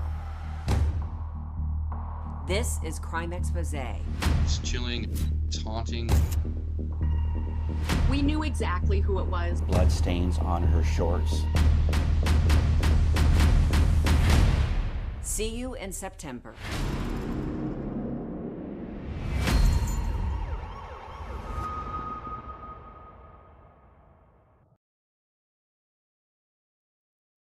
The Frankly Speaking Roof Cam brought to you by Boss Security and Horseheads. Contact them today for all your business and home security needs. Welcome back to Frankly Speaking as we broadcast live from the Hesselson studio. There's been quite a few reports on Chuck Schumer, and he reveals kind of his plan for Democrats to block what is being called the MAGA revolution. The Democrats are holding on to one last hope after a disastrous election in which they lost control of the White House and both chambers of Congress. For the past 4 years, President Joe Biden, Schumer, and his colleagues on the Senate Judiciary Committee have been quietly stacking the federal judiciary with liberal-minded judges, knowing they could one day provide a crucial bulwark against a resurgent Trump. Just before Christmas, they achieved their goal of pushing through a record 235 judicial nominees, more confirmations in a single administration than anyone since Jimmy Carter. How appropriate. That total includes 150 women judges. the most under any president. With less than a month to go before Trump can begin putting his MAGA policies into action, Biden and Schumer see the batch of new judges as their best and perhaps their only chance of preserving any kind of legacy from the last 4 years. Now, what would that legacy be? I mean, to point to that one piece that we had earlier, the legacy is really that of failure. But I don't know exactly what Trump will do, but I can tell you this. The judiciary will be one of our strongest, if not our strongest, barriers against what he does, Schumer told Politico. They're going to come after everything, he said of the Trump administration. They have so many different parts of MAGA.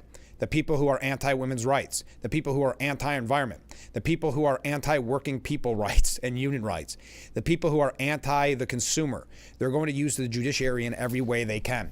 Do you think, I talk about anti-consumer, wouldn't Hochul's bill that she signed into law going after these companies, what that means to you and I, the consumer, because the cost will fall back on us, couldn't that be called anti-consumer?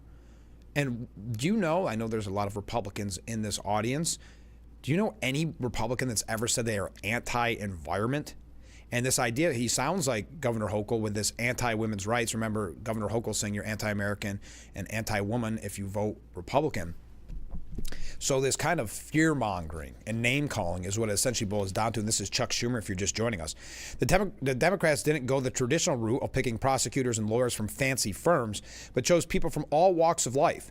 Civil rights lawyers, voting rights experts, teachers, mentors, union representatives, scholars, to, quote, resemble America, Schumer boasted. Schumer said they tried to get as many judges confirmed as possible because we knew that Trump had loaded up the bench with a lot of MAGA judges, and achieving balance was important, and the more, the better. It's time when there's more legislative gridlock and there's an attempt to use the judiciary to actually legislate, having judges that are not MAGA judges, they are not extreme judges, is more important than it's ever been. Yeah, not extreme judges. Interesting. He gets to decide what extreme is. Schumer saw the writing on the wall in the last couple of years and said, we also saw that the hard right was gearing up to use the bench in case after case to achieve their goals. It will be a struggle to control rampant Republican Congress fueled by a White House intent on recrimination. But Schumer's hoping his army of judges can hold the fort until he hopes the cavalry arrives in the midterm 2 years away. So bragging about this, getting kind of arrogant to Politico about what his plan is. But it comes as no surprise. After backing Trump, low-income voters hope he doesn't slash their benefits. That was a headline from the Washington Post. They just don't get it. Trump's tariff plan to hit affordable cars the hardest, by Wall Street Journal. Well, anyway, in less than a month, elected Democrats will find themselves with a lot less power in Washington. But Dem leaders have learned one thing from Republicans over the years. It's that sometimes the judiciary can be the best bulwark against the opposing party getting what it wants. I don't know exactly what Trump will do, but I can tell you this. The judiciary will be one of our strongest, if not our most strongest. That is Chuck Schumer. He says the Biden-appointed judges will be a bulwark. That's the word today. Against Trump. How are we doing on time? Good. We knew that getting more judges on the bench would help protect our legislative record. The two did go hand in hand. If you ask me which one was more important, I wouldn't want to pick among my children. Okay. So not really a surprise. What are your thoughts on this? And this is historically, they did this with the Supreme Court when they had a majority. They tried to use the judicial branches to get through what they want, very often unpopular with the voters. So they go through the judiciary, go through various judges. Interesting. Matthew Dowd also getting kind of arrogant with this. Former Bush-Cheney political strategist Matthew Dowd said on MSNBC that President Joe Biden was trying to box President-elect Donald Trump in with his last official actions as president. Matthew's been a busy week for the president, he was asked. We're talking of when they commuted the sentences that came in at the end of the week. But we had many bills signed by the president. There's also the issue of more judges. What do you expect to see in the next 3 weeks with anything with a lasting effect? This is what Matthew Dowd said. I mean, I think what he's trying to do is trying to corner Donald Trump and sort of box him in so he can do, I think, the Biden administration and the president is trying to prevent Donald Trump from doing as much damage as he possibly could do, which he could do a lot more after becoming president. But I think Joe Biden is trying to box him in on this. Specifically, Speaking specifically to the commuting of sentences, which of course Donald Trump doesn't understand the difference between that and a pardon, it comes from the president's Christianity and outlook on the world. I will tell you personally, as a Christian, I'm opposed to the death penalty. Donald Trump is amazed he's weighing in on the issue in such a way on Christmas. He might as well have quoted Scrooge from Dickens and said, bah humbug. I think Joe Biden is trying to box Donald Trump in as much as he can. I think giving Joe Biden way too much credit, but I guess now he's back to being the Mount Rushmore president. I don't know, the George Washington, at least if you listen to Matthew Dowd. We've got a couple other things on the Republicans on the election.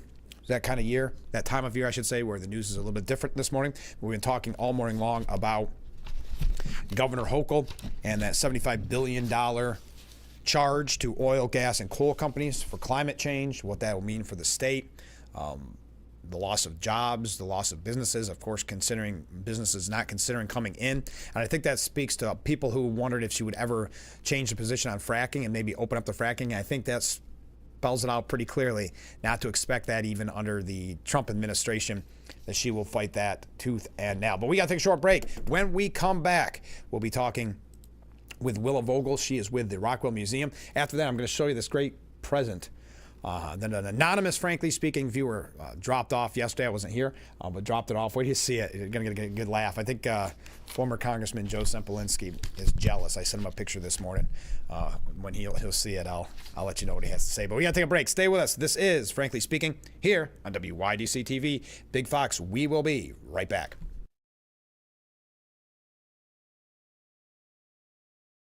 The holiday season has arrived, a time where more than ever our thoughts turn gratefully to those who serve our community and those all around us. May the holiday season end the present year on a cheerful note and make way for a fresh and bright new year. Here's wishing you a happy holidays. This holiday greeting is brought to you by our friends at Tom South Corning Collision, Sheddon's Wholesale, Suburban Propane, Corning Building Company, Empire Bricks, Hector Wine Company, and Apple Ridge Senior Living.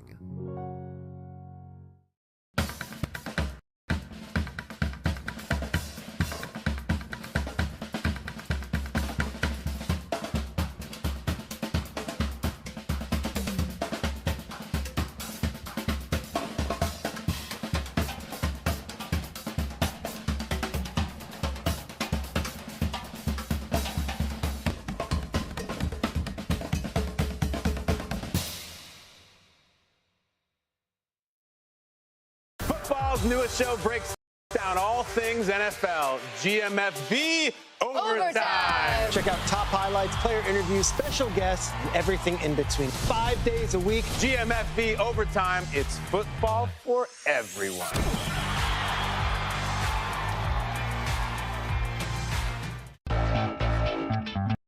Welcome to Frankly Speaking, talking to the people that affect your life, that affect all of our day-to-day lives. This is something you're not going to get anywhere else. We've got a lot to offer. There'll be a lot of news, local, regional, national, really the things that affect you. And I think you'll be glad that you tuned in. So think of it as radio on TV. Frankly Speaking, live, 2 hours long, starting at 6 a.m. on WYDC TV Big Fox. This is history making. The Big Fox website is here now. WYDCTV.com. Local and national news that keeps you informed and involved. WYDCTV.com. Today's weather, up to date and in your town. WYDCTV.com. Sports news, local events, and health stories that affect you. WYDCTV.com. The Big Fox website. Your news here now. WYDCTV.com.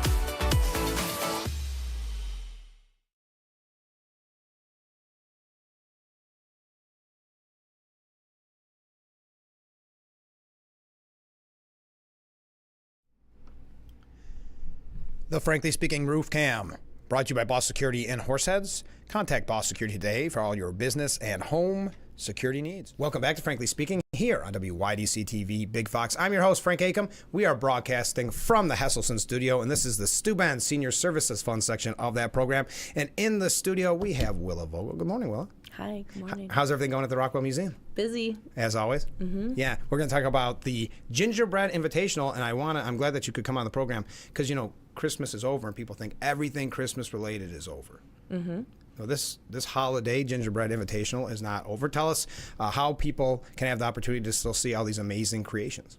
Yeah, we really recommend if you got visitors in your house, kids bouncing off the walls, pop into the Rockwell Museum. You can visit and vote for your favorite gingerbread creation. There are 11 in total, which is actually the most we've ever had. Oh. And they're just incredible. The theme this year is paradise. And I want to talk about that in a second. Do you think there's more people because it is the 10th anniversary? Could be. Yeah. I think it's one of those things where it just kind of builds momentum over time. I've been working on the Gingerbread Invitational since it started, so it's just been really fun to see it grow. I think the theme was really appealing to people, very easy, approachable.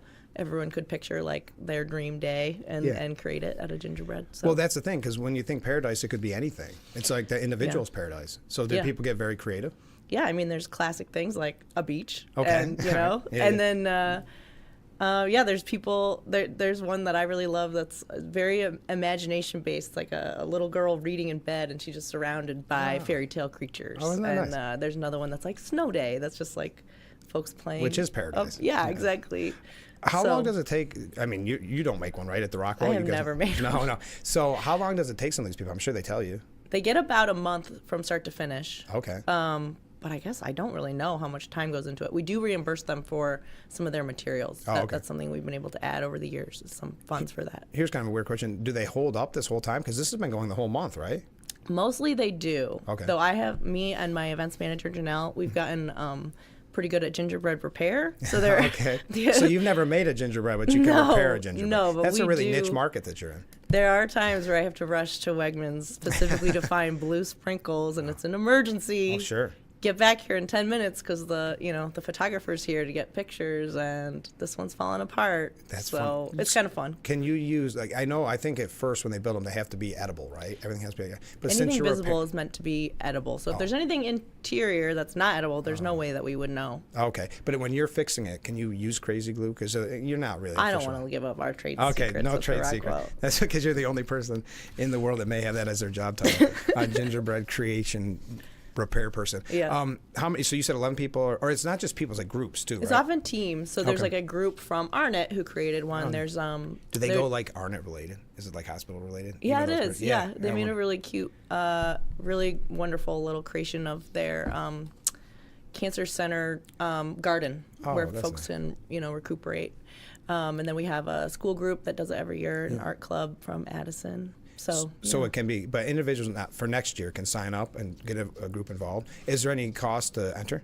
No cost to enter. We actually pay you. Oh. We do reimburse you for your materials once you get through the approval process. Yeah. And then there's I think it's a $250 cash prize for whoever wins the Community Choice Award. Is there a trophy with that? Yes. We actually work with a local ceramic artist, Colleen McCall, and she makes a lovely bespoke trophy every year. They're just really stunning. I'm sure. That's so neat. Yeah, we really go all in on this. Well, it sounds it. Well, you've been doing it for 10 years, so you know what brings the people into the seats, right? So how have the crowds been? Wonderful. I was working during Sparkle, and it was just like almost 1,000 people that came through. Wow.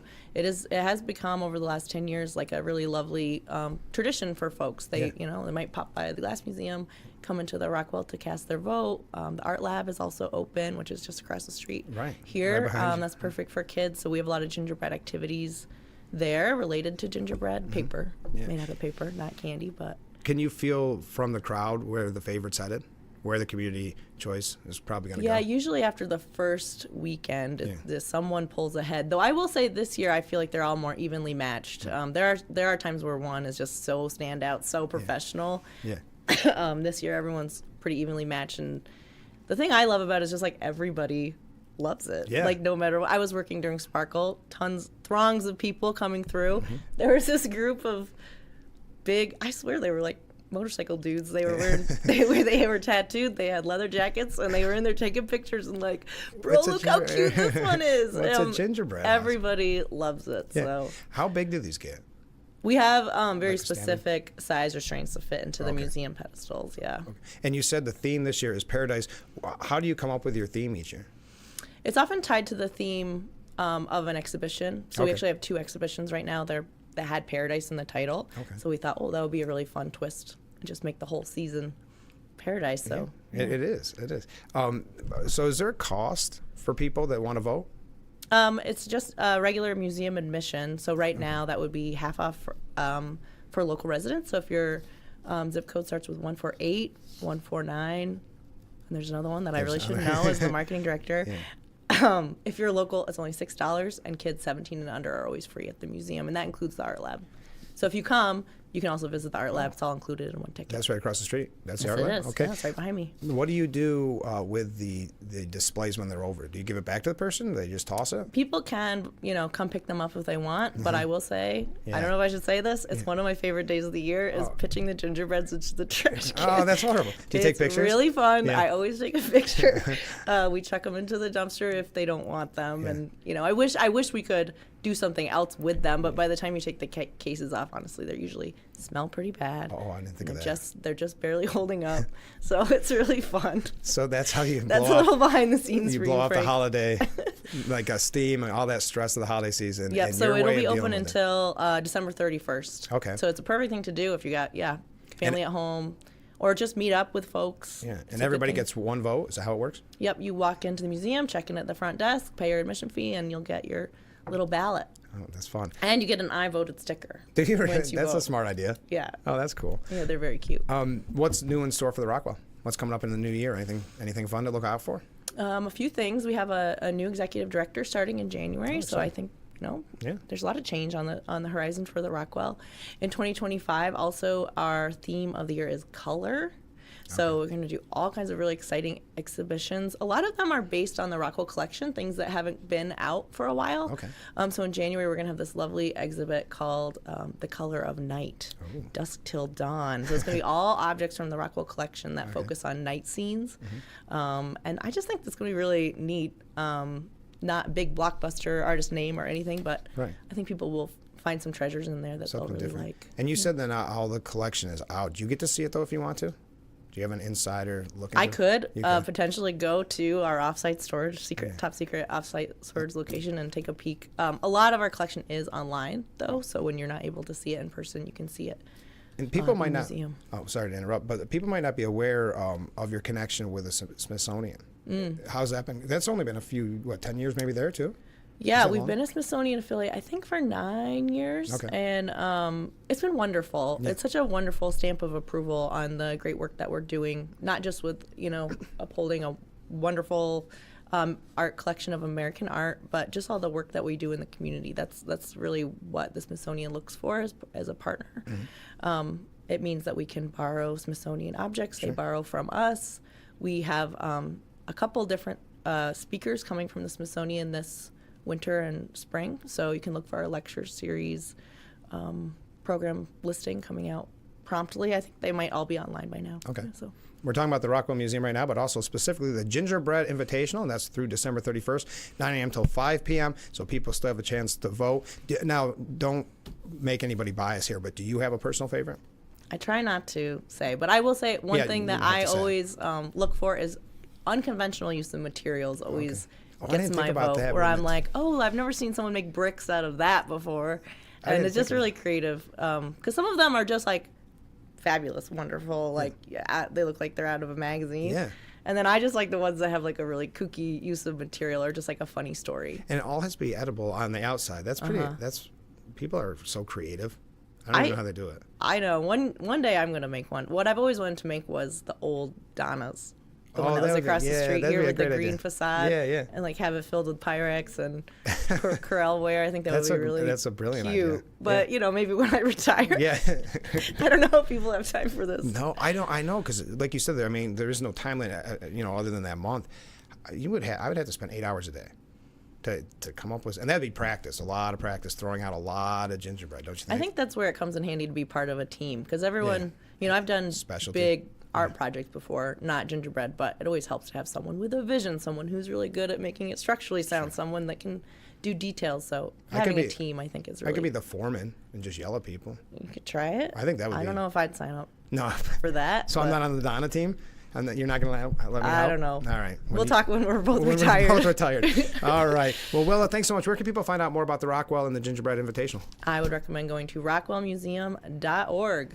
And that is where you can find information about the Gingerbread Invitational. Also on our Facebook page, there's tons of photos of them. Okay. If you don't have a chance to get in, you can at least take a peek online. Or if you want to go informed. You know, yeah, says when if you you vote, want you to should take be a peek informed. before you go, make sure you know what you're getting into. Yeah. That's right. Well, thanks so much. Happy holidays. Likewise. All right, well, let's have you on again soon, okay? Mm-hmm. All right, we'll be right back. But frankly speaking, stay with us.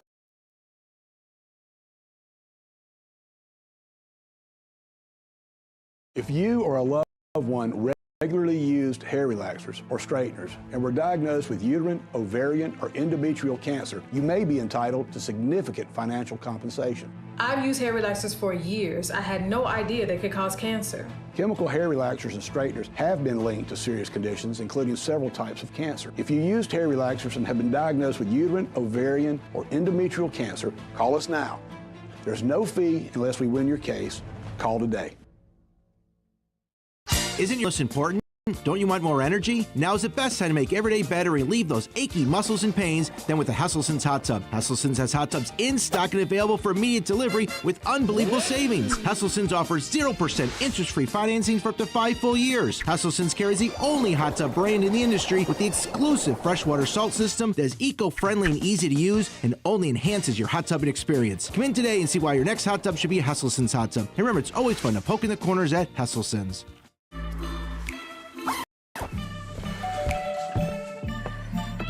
Yo, camping buddy. Okay, you guys ready? Dude, I thought you were driving. I thought you were driving. Oh, I never said I was driving. I definitely can't drive.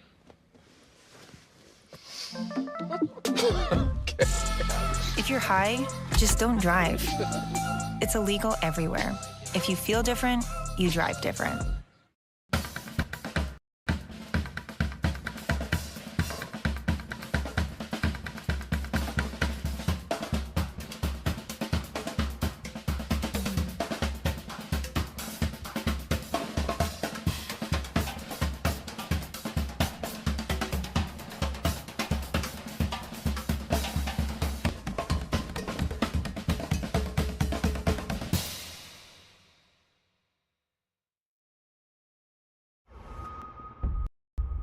I'm Nancy O'Dell.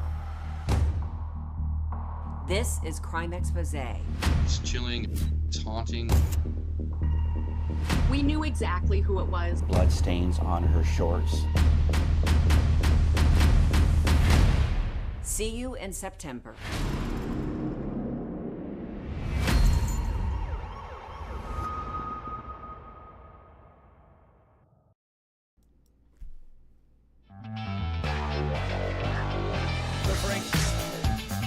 The Frankly Speaking Roof Cam, brought to you by Boss Security in Horseheads. Contact them today for all your business and home security needs. Thank you again to Willard Vogel for being on the program this morning to tell us about the Gingerbread Invitational. It's not too late to vote. You have through December 31st, and then they'll announce the winners.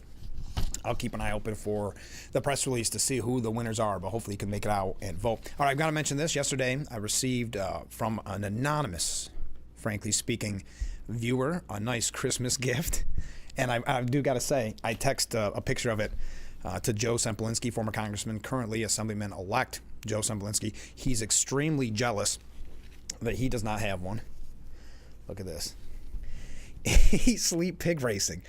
As you may recall, we had members of the Steuben County Fair come in, and that's, of course, one of the highlights of the fair each year. And Joe Semplinsky and I would talk about the fun of grabbing a root beer and watching the exciting racing and the pig races. So thank you very much for that gift. A comment from, I really do, I sent it to Joe and he said it's fantastic and he's jealous, and I knew he would be, so thank you for that very much.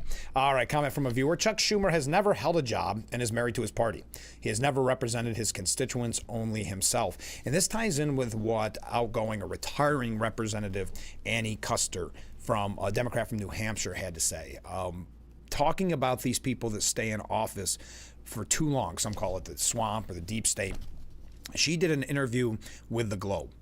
As Representative Annie M. Kuster leaves Congress, the New Hampshire Democrat is hoping some of her colleagues might be inspired to do the same, and wishes President Biden had earlier as well. Kuster, who's 68, said her decision to retire was based on many factors, including Donald Trump's approaching return to the presidency, but she hopes it will also encourage Democrats to make room for the younger generations in the halls of power. Now, we've seen Nancy Pelosi fight back against AOC, not giving her or fighting to get someone else in the position, the higher leadership positions. Custer said, I'm trying to set a better example.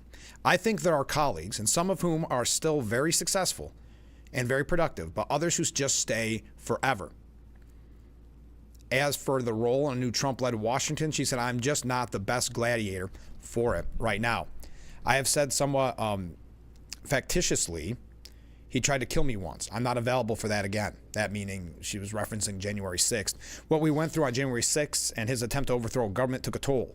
That was really hard, and not just personally, but on my ability to work across the aisle. Just in my heart, I reached the conclusion that this would be a very challenging campaign for him, and this meaning Biden. And to put himself out there for another 4-year term was going to be a struggle. Custer, who admitted that Biden's team may have worked to conceal his decline. She went on to liken a conversation with Biden after his disastrous debate performance in June to her conversations with her own parents about, their aging and their limitations. So on her way out the door, Chuck Schumer is a prime example of that, being there forever. Now, Biden is to leave the White House with little fanfare, according to The Hill. He's ready to leave, and he's pushing the fanfare aside. Democrats are eager to turn the page on a poor year in which they lost again to President-elect Trump, who has swallowed up much of the spotlight well before he's taken office for a second time. And some Democrats have been very critical of that, saying that there's one thing to be a lame duck. There is another thing to be this lame of a duck, really ceding power to Trump already. And we've seen those meetings that Trump has had with world leaders, etc. Biden, for his part, has embarked on several major foreign trips since the election. He also pardoned his son, is working on reaching a ceasefire deal in Gaza, upping assistance to Ukraine, and working the holiday circuit while delivering speeches in and around Washington. He also made waves just before Christmas by announcing he was commuting the sentences of 37 people serving on federal death row. We talked about that when it was a breaking story. But the president's public presence has hardly registered, while Trump's cascade of announcements from his second cabinet, a network television interview, and his first press conference since winning the election, they take up much of the media atmosphere. That's aside from Trump and his allies injecting themselves into erroneous government funding negotiations at the year's end, in which Biden and the White House were largely silent. The chorus was instead largely led by House Minority Leader Hakeem Jeffries. Republicans said Biden's absence from major moments is par for the course, in addition to his avoiding the press at almost all costs. And that has been a staple of his, really his time in office and before in the campaign. Quote, he's been disappeared for a long time. We saw him go to Africa, didn't take any questions that anybody could see, and was largely shielded from the press. And that was right after he took that trip, right after he had pardoned his son Hunter. So that was one of the reasons why they thought he took the trip, was so that he could avoid these questions. We know he's going to go to Italy. Presumably, media will have the same amount of access, said GOP strategist Doug Hay. Democrats, too, have done little to bolster the leader of their party, instead expressing anticipation for Biden to leave office, even if they don't like who is coming next. There is just such a great level of sort of disappointment on the way the presidency is ending. It's almost like a resignation at this point, said a Democrat lobbyist. Among Democrats, nobody's looking forward to Donald Trump being president, but everybody's ready for the Biden presidency to be done. Now, John Favreau, a former Obama speechwriter, said Trump's press conference highlighted a notion that Biden was absent from the public stage, despite the fact that Biden himself was delivering a speech at the Labor Department while Trump was announcing a $100 billion investment from SoftBank. Quote, it was more or less a standard presidential policy announcement. The main difference being Trump isn't president yet. A fact that is getting easier and easier to forget as Joe Biden seems to be disappearing from the public stage as his term comes to an end, Favreau said on Pod Save America podcast. Some Democrats say they are unbothered by Trump stealing the spotlight in the final months, noting that he isn't acting inappropriately and appears more measured than 8 years ago. Others note that Obama stole the media's attention in 2008 when he was first elected, as former President George W. Bush was moving out of the White House. So kind of going into the sunset with very little fanfare, really kind of ceding power to Donald Trump already. Again, that was been something that they've criticized him for. Losing is not fun, and I think you are seeing not fun play out across the Democratic Party spectrum, Zapien said. I would not call it Biden fatigue. It's more of a, well, that stunk. Rest up for the following one feeling. Now, this ties in, and I know some had said this after the election, that it was kind of the end of the Obama era, if you will. when it comes to politics. According to Emma Colton, former President Barack Obama's years of dominating Democrat Party politics may be drawing to a close, as he and party leaders are likely facing a greater reckoning after Democrat losses in the 2024 election. President-elect Trump notched a decisive win, as we know. I think there's going to be big demand for a greater reckoning. The Democratic Politburo, Obama, Pelosi, Schumer, Jeffries, and others all participated in the obvious lie that Biden was capable of a second term, and the anti-democratic move to install a wholly untested Vice President Harris, said Democrat strategist Julian Epstein. And in lacking the courage for the past 4 years to stand up to the progressive left, whose policies are far out of touch with most viewers. They failed the test of leadership in this respect. This month, Obama delivered a speech at the 2024 Obama Democracy Forum, which earned him a headline on MSNBC, reading, quote, "Obama still doesn't get why Trump won. That's the problem." Obama's characteristic rhetoric virtues were all full on display. He was a constitutional law professor before he was a politician, and he still sounds like one. At the same time, he was a once-in-a-generation talent as a political communicator. He knows how to convey a complex set of ideas in a digestible and appealing way. But there was a massive gaping hole at the center of his speech. He still doesn't understand why his 8 years in power culminated in the rise of Trump. They said the first step to better respond to America's demands for change from the status quo is to stop listening to Barack Obama. Kind of an interesting take on this. And we've heard this right after the election, too, where there's numerous op-eds that said this was the end of the Obama era. The Democrat Party and Harris's campaign has been dragged by some allies, such as Bernie Sanders, for moving away from working-class voters, as we've talked about. Harris's advisors blame everything but themselves for the loss, an op-ed in the Washington Post read this month. The piece took issue with how a handful of Harris campaign staffers joined the left-wing Pod Saved America podcast, which is hosted by former Obama aides, and defended their work on the campaign. David Plouffe, Jennifer O'Malley Dillon, Stephanie Cutter, and Quentin Folks joined the show, all of whom, except Folks, previously worked for Obama's presidential campaign or his administration. What the four never did is directly admit any major mistakes they made. We should have really pushed Harris to distance herself from President Biden. Maybe we spent too much time in Arizona. We should have had a Palestinian speaker at the Democratic National Convention. There was no blunt statements like that, the op-ed said. While New York Post editorial board declared in a headline following the election, Trump and America bury the Obama doctrine. That's the one that I mentioned on the program after the election. So kind of an interesting piece here from Fox News, a greater reckoning. Do you believe there will be a greater reckoning in the Democrat Party? I don't think so. You know, today's theme has been not learning your lesson. There seems to be a lot of the same things being done as always. You know, Nancy Pelosi still getting to pick the leadership, things like that. So kind of an interesting take, and something we're hearing more and more, which is the old way of doing politics isn't working with kind of the new Trump era. But we got to take a short break. Stay with us. We'll be right back with Frankly Speaking here on WYDC TV, Big Fox.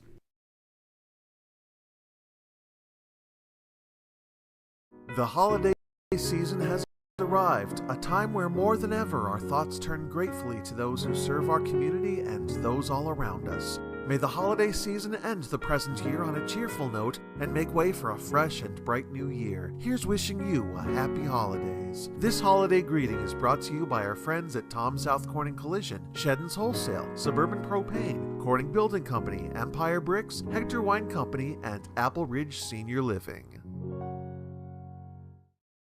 Y'all got a lot of stuff here in your water.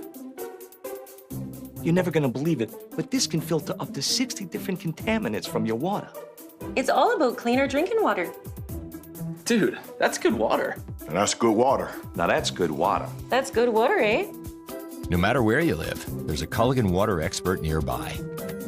At Culligan, we think about your water, so you don't have to. Call today to schedule your free water test.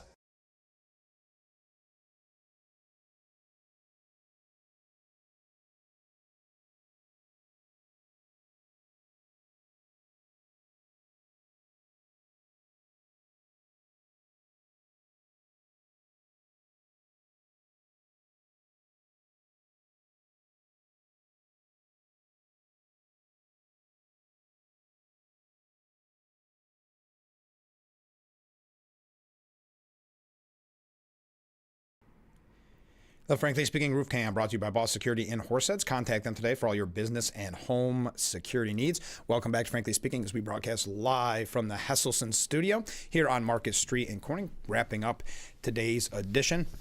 We do have to take another short break. Here is an update, kind of a breaking story coming out late last night. The State Department's controversial Global Engagement Center shut down this week after congressional lawmakers nixed reauthorizing the agency and spending legislation to keep the government open. Quote, the Global Engagement Center closed on December 23rd, 2024, read a message on their website. The GEC came under fire from House Republicans after journalist Matt Taibbi uncovered evidence that it pressured U.S. social media platforms early in the COVID-19 pandemic to censor Americans online, purportedly to counter, quote, disinformation, such as theories that the virus leaked out of a laboratory in China. We learned Twitter, Facebook, Google, and other companies developed a formal system for taking in moderation requests from every corner of the government. The FBI, DHS, HHS, DOD, the Global Engagement Center at State, even the CIA, Taibbi said. The Washington Examiner later uncovered a $100,000 grant GEC made to the London-based Global Disinformation Index, a media monitoring nonprofit that would go on to deem 10 outlets, including the New York Post, as purveyors of disinformation. Several Republican lawmakers have argued that the GEC went well beyond its stated mission of proactively addressing foreign adversaries' attempts to undermine U.S. interests using disinformation and propaganda by attempting to censor Americans. This is an entity that is funded to censor conservatives, said Senator Eric Schmidt. We should not be doing any of this stuff. Tying that in, which I just thought was kind of interesting, the New York Post has the full piece up on their website, main story this morning, that spy chiefs silenced researchers and the Defense Department FBI who discovered strong evidence that COVID-19 most likely leaked from a Chinese lab. As a result, their findings were kept out of an August 2021 report to President Biden on the origins of the global pandemic. That report concluded that the virus behind COVID was probably not genetically engineered. After the pandemic erupted in Wuhan, 3 scientists from the Defense Intelligence Agency began trying to figure out exactly where it came from. But they were censored in a way, not reporting their findings to President Joe Biden. Kind of an interesting, just an update. So spy bosses silenced Defense Department FBI scientists from briefing Biden on COVID lab leak evidence. But we got to take another short break, wrap things up for today's edition of Frankly Speaking. We'll go through a couple of quick things our way out the door. I see some more comments coming in. So stay with us. We'll be right back with Frankly Speaking here on WYDC TV, Big Fox.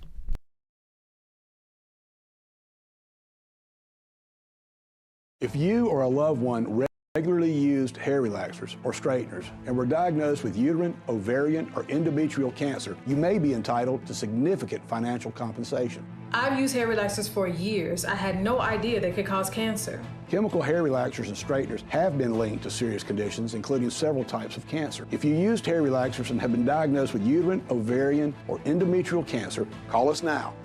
There's no fee unless we win your case. Call today. It's a new season of Sherry. Having a good time has always been my #1 goal. I tend to get crazy. At my age, I should not be jumping up and down like that. And if you don't know what I mean, ask your mama. The young ones, y'all like, we don't know what you talking about. But I promise you, in 30 years, you will. It's the best time in daytime. Weekdays at 2 p.m. on Big Fox.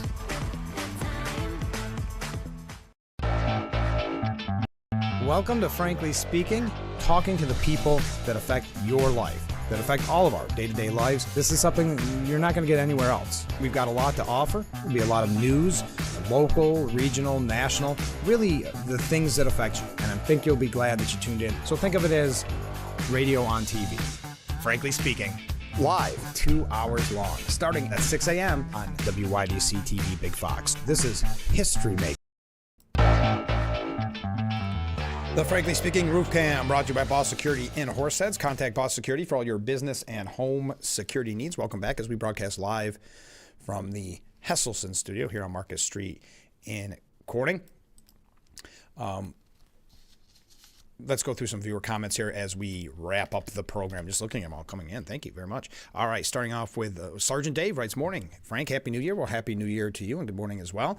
Here's a Democrat's take. Should have, could have, would have. It's as simple as they didn't listen to the people, and that's a good point, Sergeant Dave, that they focused on really out-of-touch issues. We've talked about it extensively, especially these woke policies. I see Elon Musk now urging his supporters not to donate to Wikipedia after it spent $50 million on DEI, calling it Wokepedia. Stop donating to Wikipedia until they restore balance in their editing authority. This is kind of similar. I tie it in with your comment, only because I don't think they have learned the lesson. Well, actually, a different viewer wrote this. I fear that the Dems will not do anything different, but may quite possibly amp it up even more. Well, that, really, if you look at Chuck Schumer and stacking the courts, essentially getting all those judges in that Biden and his people want, or that Chuck Schumer wants, that is one thing that I agree with you, that they haven't changed, and if anything, they will ramp up kind of the lawfare even more if they are able to. Next up, off topic. How did Pelosi get her hip replaced so quickly when us little people have to wait months in many instances? That's a very good point. I don't know if it was an emergency type surgery. Haven't really heard anything more about that. That's a really good point. Oh my goodness, we are almost out of time. Oh, did you see that Trump suggests to Canada that the Canadians should draft Wayne Gretzky to run for prime minister amid Trudeau upheaval? I just left Wayne Gretzky, the great one, as he is known in ice hockey circles. I said, Wayne, why don't you run for prime minister of Canada, soon to be known as the governor of Canada? He's going to keep pushing that. You should win. You would win easily. You wouldn't even have to campaign. Now, he had no interest, but I think the people of Canada should start a draft Wayne Gretzky movement.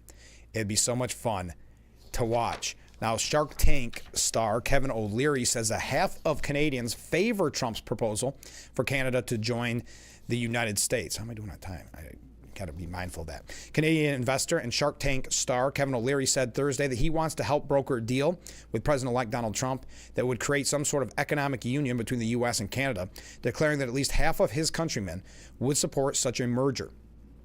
O'Leary's interest in unifying the U.S. and Canada comes after Trump has repeatedly suggested in recent weeks that Canada should become our 51st state.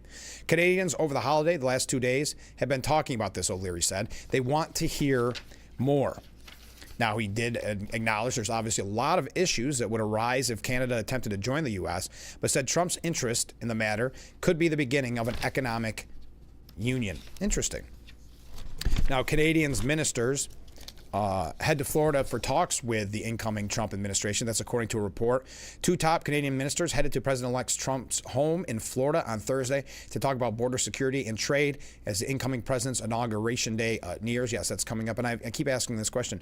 Is anybody out there going to go to the inauguration coming up on January 20th? But continuing, new finance minister Dominic LeBlanc and foreign minister Melanie Joly will be in Palm Beach. Were in Palm Beach yesterday for the talks. They want to have Trump's incoming border czar talk with Tom Homan after Christmas to discuss Canada's plan to secure the border as part of a bid to avoid sweeping tariffs. The spokesperson said LeBlanc and Joly look forward to building on the discussions that took place when the Prime Minister met with President Trump at Mar-a-Lago last month, as well as a positive call the ministers held with Mr. Tom Homan earlier this year. Speaking of Tom Homan, he says Trump will, almost out of time, will immediately bring back ICE and worksite raids and remain in Mexico border policy. We haven't really worked out the plan for worksite enforcement, Homan told the Washington Post. We know that employers are going to be upset. In addition to protecting American workers from illegal employment, Homan said the incoming Trump administration will reinstate the remain in Mexico policy at the southern border, which Biden ended on his first day in office. We need to show the American people we can do this and not be inhumane about it. We can't lose the faith of the American people. So that is the new border czar, Tom Homan. Now, Mexico is going to open shelters to house over 12,000 of its own citizens deported in Trump's illegal immigrant crackdown. Mexico is gearing to take back its citizens who have been living in the U.S. illegally, and officials are planning to open more than 12,000 beds in shelters across the country to house the new arrivals. That does not sound like that'll be enough beds, but the 25 planned shelters, which will each have the capacity to hold 500 people, will open their doors on President-elect Trump's inauguration day. This is a strategic plan to accommodate exclusively people who got deported after January 20th, who get deported after January 20th. They said it takes Trump's threat of mass deportation seriously. Well, that does it for us today. Boy, we covered everything. Thank you for joining us this morning. Thank you for all the comments. Thank you to Willem Vogel from the Rockwell Museum. The Gingerbread Invitational is now through December 31st, so it's not too late to vote. Go in and see all the beautiful gingerbread houses. Still stay in the Christmas spirit. Thank you again for all the great messages. Wishing me Merry Christmas to everyone out there. Happy New Year. And we'll be back on Monday morning with Frankly Speaking. Only on WYDC TV. Big Fox, we will see you Monday, bright and early at 6 a.m. I look forward to it already. Have a great day and a great weekend, everyone.